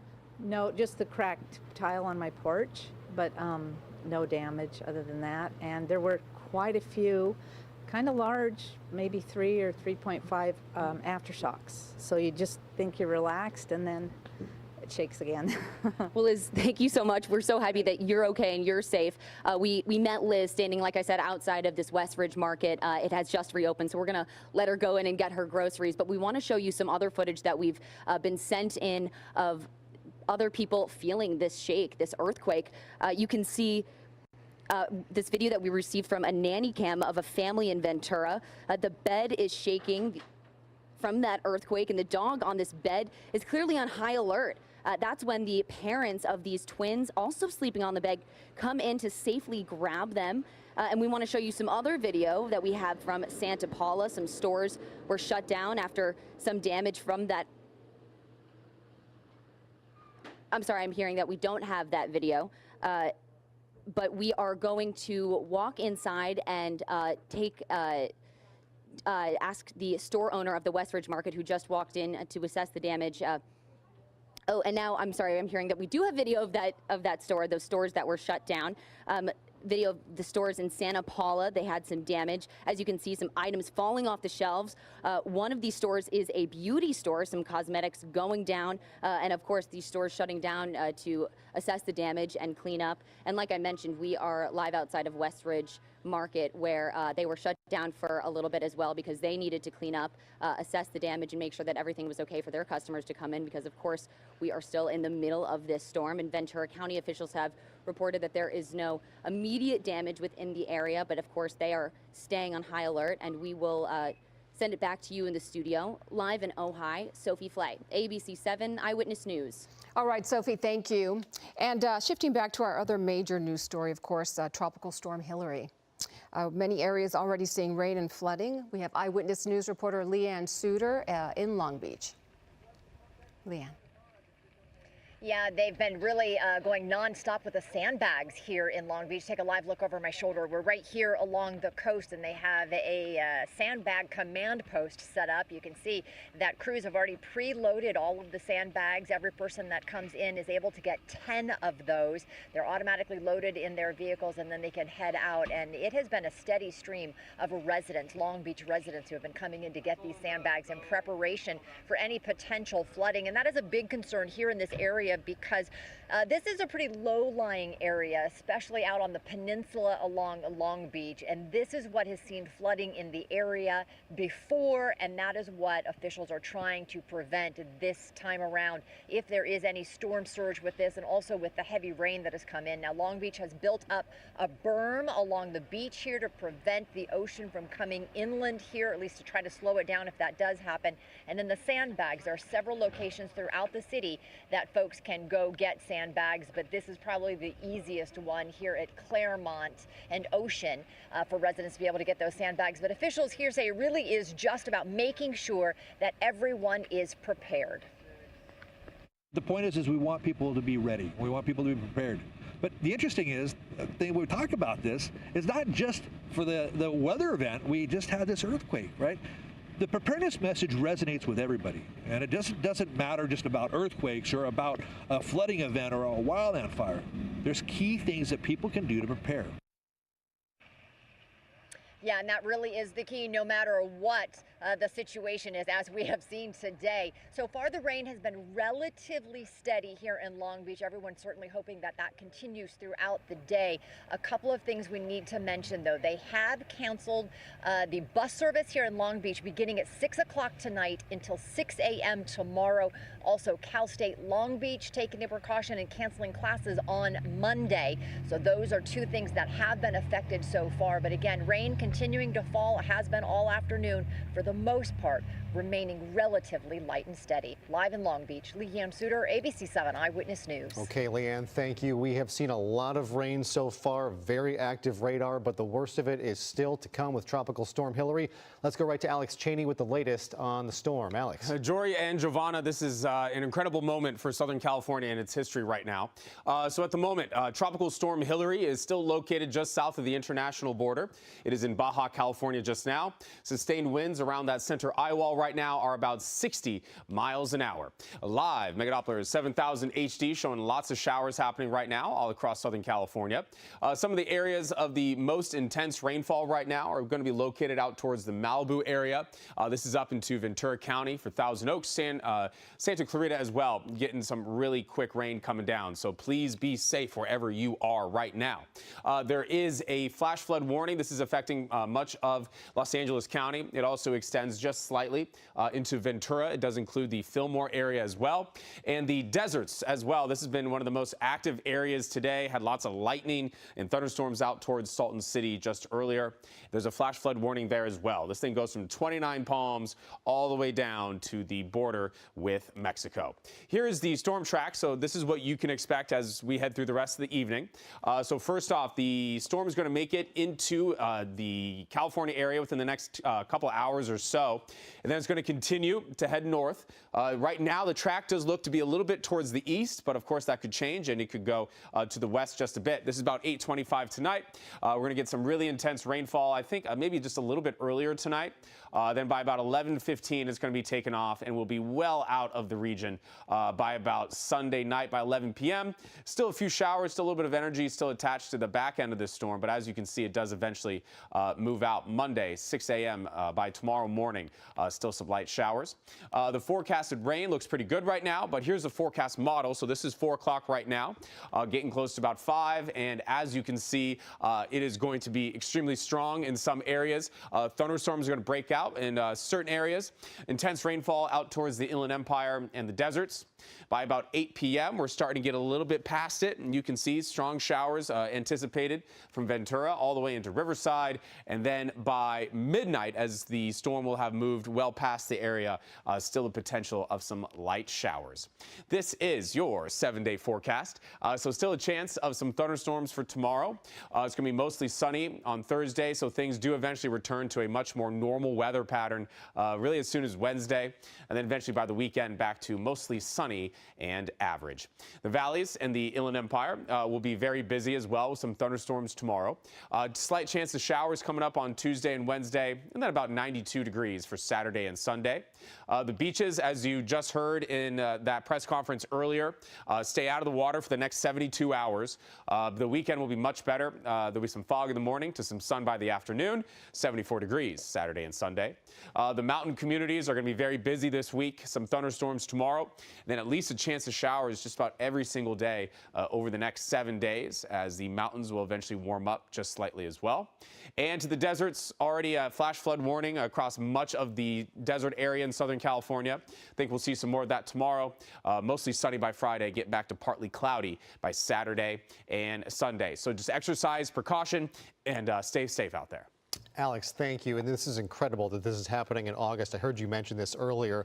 Summertime. Normally the hottest and driest time of the year. And we're Absolutely. talking about a tropical storm, just incredible. Now, Hillary bringing a lot of rain, and as Alex just showed us, the worst of it will be at higher elevations and out in the Inland Empire. But We're going to check with Rob McMillan, but I think we're going to go back to Mayor Governor Newsom. An earthquake. Let's listen in. No sooner did we say that, an earthquake. Look, we've been focused on earthquake preparedness for quite some time. We've invested tens of millions of dollars in new early warning system, the MyShake app. I would encourage anyone that hasn't yet downloaded the MyShake app to do just that. That's how I was actually notified. It's imperfect, but it's getting better all the time. But look, this state, this is what we prepare for, and you'll see the continuity of considerations as it relates to one emergency to the next. There's basic functions that are necessary. There's basic muscle memory that's well advanced. But yeah, as I said, these are interesting times, and when you add a tornado in there and you add lightning strikes, and we're dealing with burn scars that are recent up in El Dorado because of the Apple Fire, you're dealing with massive floods that took more lives than all the wildfires combined in the last few years. The fact that we have mutual aid up in Oregon to deal with wildfires near the Klamath as we speak, and 100+ people in Maui. The fact that we have 2 people that came from Florida. Thank you, Ron DeSantis, for sending 2 hurricane experts into the operations centers at the state. It is one remarkable moment in time. Governor, the status of the California National Guard. I mean, they're best in class. 350 plus members are out there. Saw that convoy, as I said, coming out of National City. These are just remarkable young men and women. They coincidentally were all coming back from a training exercise, and we immediately redeployed them for this exercise, and they're already being utilized in terms of evacuation sites. We've got 3 mandatory evacuation sites as of an hour ago, and this changes consistently in San Bernardino area, in Orange and Riverside. Primarily, we've got recommendations on other parts of the state, but they're already pre-positioned, and they're already being utilized, and all remarkably effective. And where are they right now? Are they? They're in. We've got 11 counties. We just added a new county to the emergency dock, so we've got 12 counties that are under our pre-positioning framework. As it relates to the National Guard, they've been distributed in those pre-positioned areas as early as yesterday, where the bulk were deployed, and additional resources this morning. Christina Cox. Thank you. For both the governor and Mayor Bass, what are your biggest concerns at the moment right now? Well, my biggest concerns is that we haven't seen the strength of the rain just yet. We know that it could get much worse. And people might feel a little okay because it hasn't been that bad. So my biggest concern is that people will be a little dismissive and go out when we need people to stay at home, to stay safe, to make sure that their devices are charged, that they have flashlights, and that they prepare for the evening. We don't know what the rest of the day will bring. By the way, I just want to amplify what the mayor's saying. She's absolutely right. And that's why I highlighted that example down at Palm Springs City Hall, where there was no rain in sight, and within an hour, they had record-breaking rain over the course of that hour and flooding. That's why we've sent out over 300,000 sandbags throughout the region. It's the #1 request in terms of our mutual aid system, the sandbags. But that fundamental issue around people just saying, no, we got this. I can assure you, having traveled the state, the microclimates, I mean, every 10 minutes of that drive is a completely different experience. Those rain, not just whipping up, but that wind. The wind has not yet arrived, and that's coming right behind. And a quick follow-up question, if it's okay. I know we're at level 2 currently here at the EOC. What would be grounds to raise it to level 1? I'll ask our incident commander to answer that. So just to be clear, the current situation, we are comfortable where we are with the level 2. Now, level 1, if anything goes beyond our scope and complexity of what's happening now, we are going to lean forward and pull additional resources in the city. We would implement a level 1 at that moment. So it's just beyond, if things get worse and we go beyond that capacity, that's when we would go to level 1. Up here in front of the red room, Mayor Bass, Salvador Duran with the Innovation Network. As you're executing this massive emergency plan for an unprecedented event, can you talk about some of the challenges that you're facing as we move forward with the plan? Well, fortunately, because we were well prepared, because of the leadership from Chief Crowley, we started preparations a couple of days ago. But having said that, my biggest concern is Angelenos just not being accustomed to this type of weather event. And so I do believe we have everything in place now. Now it's a question of making sure that people are listening and that they're following through. So I feel good about where we are. We just need to continue in this direction. And Chief, I don't know if there's anything that you would like to add to that.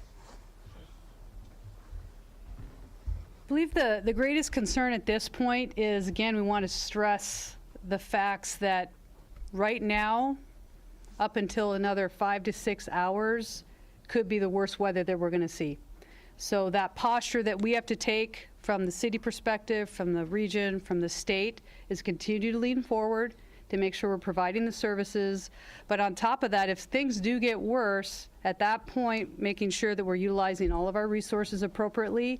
And the communication piece is really important. We keep hitting on the points of the community. And it is a true partnership from the resource deployment and leaning forward with what we have in place, additional resources, utilizing the state resources as well. The partnership and the lean forward on the community is just important. So please do not let your guard down.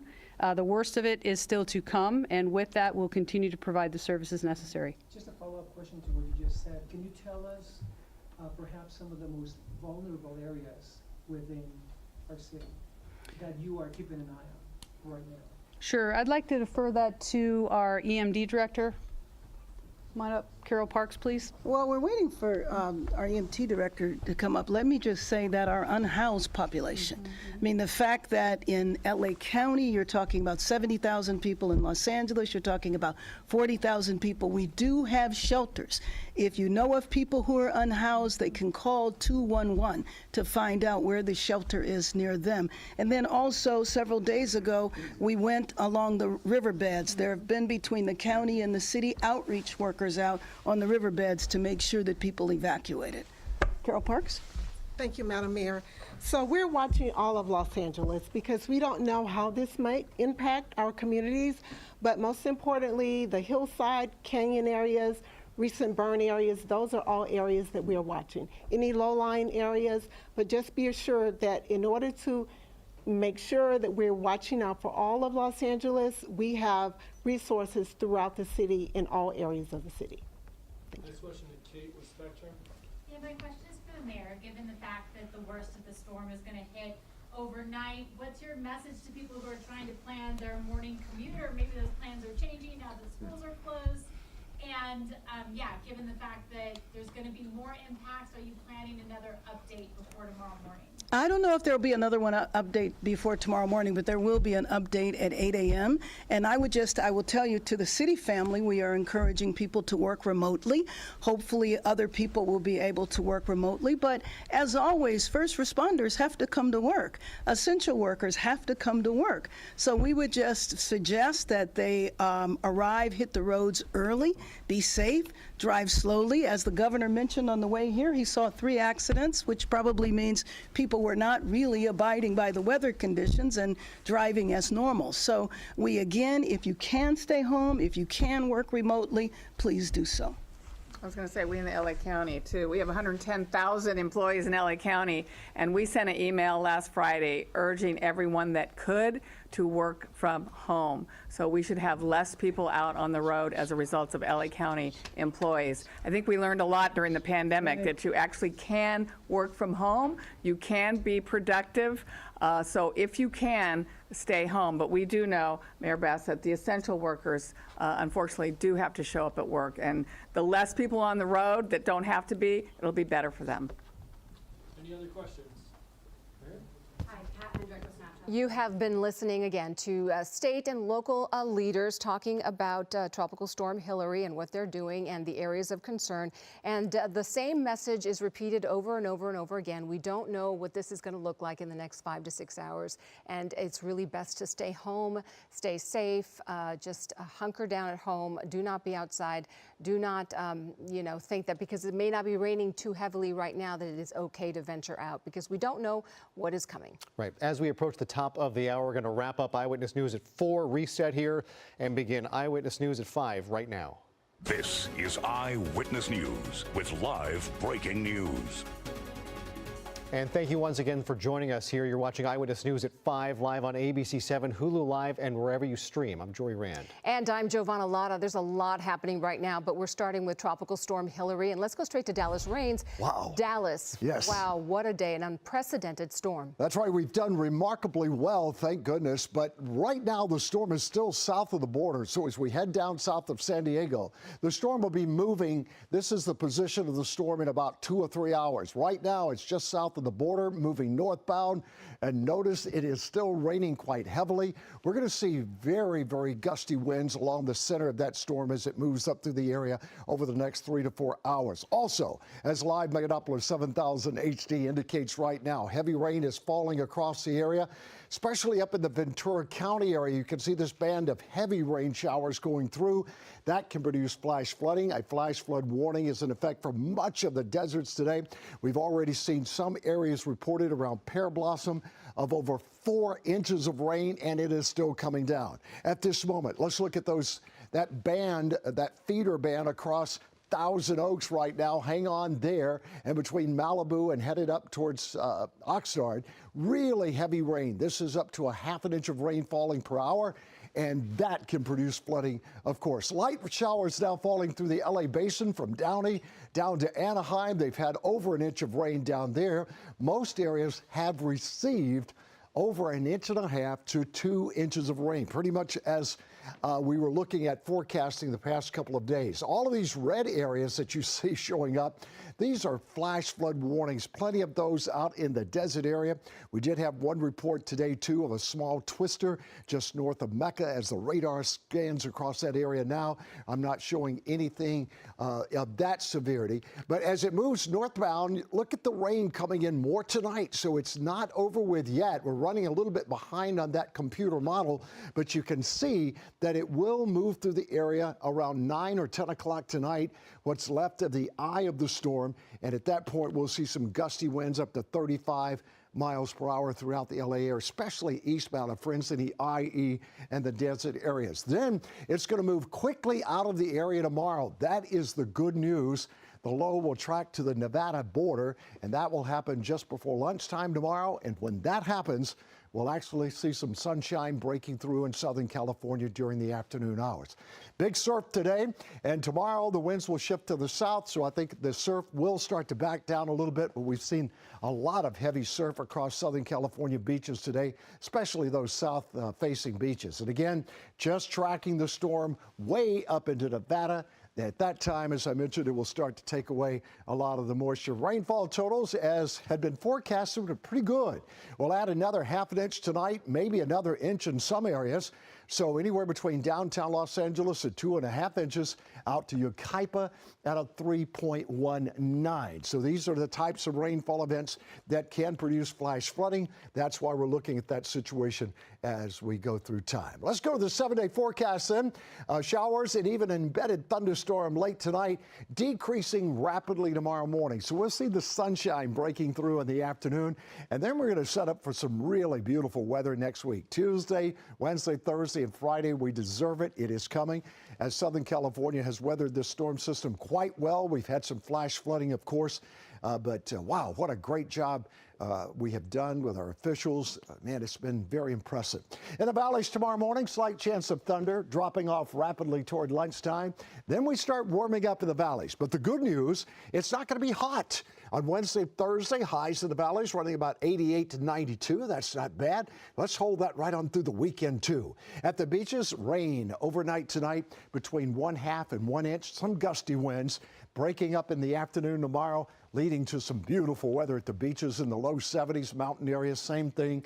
Heavy rainstorms are possible. Remember, that flash flood is still in effect right on through this evening. We've been watching that very carefully. Now to the desert. Rain showers, thunderstorms at times, breaking off tomorrow afternoon and setting up for some really nice weather. Giovanna and Jory.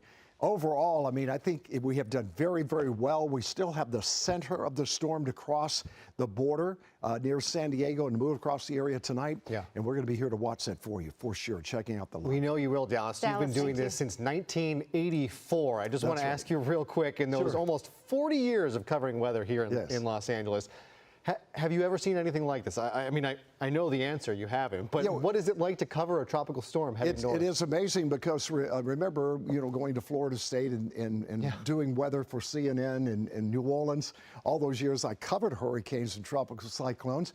I always thought, well, there's a possibility. We've had 2 in recorded history, and certainly we have made it to this number 3. But again, it has been a strong storm. But we've done such a great job, I think, of managing it. That's been most impressive. Don't you agree? Oh, absolutely, Dallas. So just remain indoors tonight. That's the best thing. And, we've done a great job of that, staying indoors off the freeways.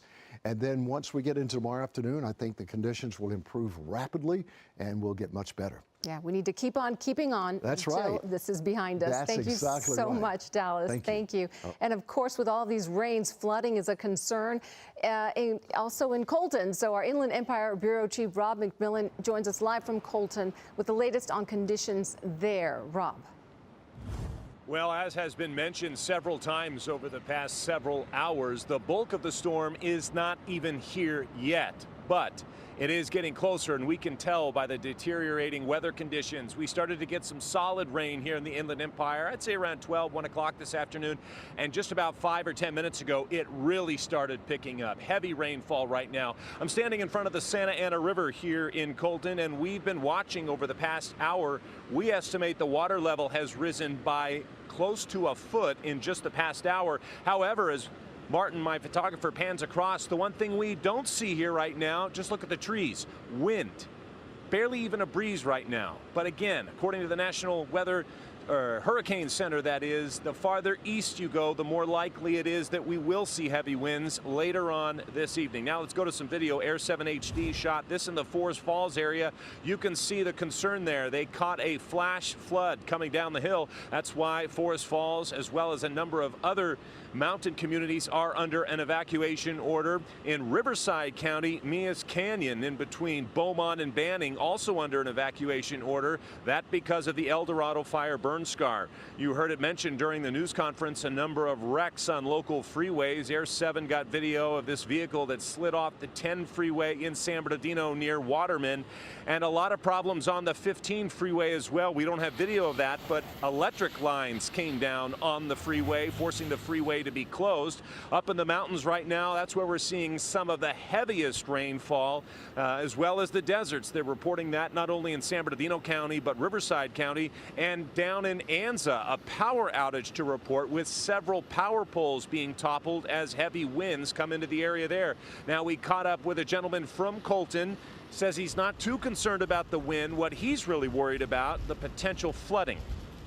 I'm expecting for it to get a lot rougher than what it is right now. I mean, it's been a long time since we gotten rain like this for a while, but I mean, it's getting pretty heavy. And yes, heavy rain right now here in Colton. It is coming down. We don't have any wind yet. We have not heard any thunder or seen any lightning, but with the deterioration of the weather, you can tell that this storm is moving closer. The one odd thing, how warm it is right now. It's very rare that we cover a storm like this in August, as has been mentioned, but it is warm, it is humid, not cold at all right now. A lot of the people we've seen walking around are in shorts and flip-flops. Live in Colton, Rob McMillan, ABC 7 Eyewitness News. Yeah. As if we're on an island somewhere, Rob. Have you seen any other, sense of damage or concern from people in the Colton area? No reports of any damage yet. Again, it just seems like a really big rainstorm at this point. We haven't had those winds that are associated with a tropical storm move in just yet. From what I understand, that is happening much farther south. And when those winds come in, you heard Dallas mention, expected to be 30 to 40 mile an hour winds, gusting even higher. And again, according to the National Hurricane Center, the farther east you go in Southern California, the greater the likelihood of those heavy winds. So think the Banning Pass, Cabazon, down into Palm Springs. They're expecting very heavy winds, and that is what could cause some damage. You always worry about trees coming down when the ground gets saturated and those winds pick up. Have not seen any downed trees yet. And speaking with an arborist, when we were worried about some of the trees in our yard, he says the really thing you have to be worried about are not the Santa Ana winds when they come in, but when the Santa Ana winds come in right after a big rain event. And we're dealing with the likelihood of something like that right now. Not only Santa Ana wind speed type winds expected later on this evening, but yes, a lot of these trees and a lot of the ground starting to get saturated. You saw the LA River fill up really quickly today. What was a trickle just became a raging torrent. I know the Santa Ana River is pretty full right now. Have you seen it in the recent days? How quickly, and what did it look like just a day or two ago compared to what you're seeing right now? Well, actually, we drove just down this road here, Riverside Avenue, a few days ago, and there wasn't much water in the river. Yes, there was a flow, but I would say if you're looking at this on TV right now, it was flowing off to the left, but everything to the right of the river, this was all dry. When we got down here, I would say 2.5 hours ago, the water was just sort of, I wouldn't say trickling, but it wasn't all that strong here at this point. But we've been watching over Martin Penn off to the right here, and you'll see Santa Claus over here. We've been using this every time we go live at this location as a gauge, and the water was just down at the bottom of Santa's boots when we got here.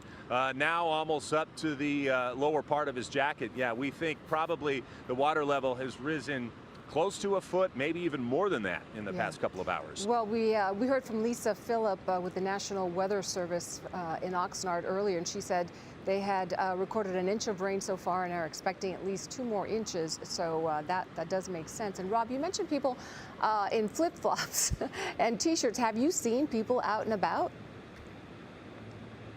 Yeah, we're here along the bike path on the Santa Ana River, and actually right before we went live here, there was a guy on some sort of off-road vehicle that just went peeling up the way here, almost crashed into us. So yeah, we do see people out and about.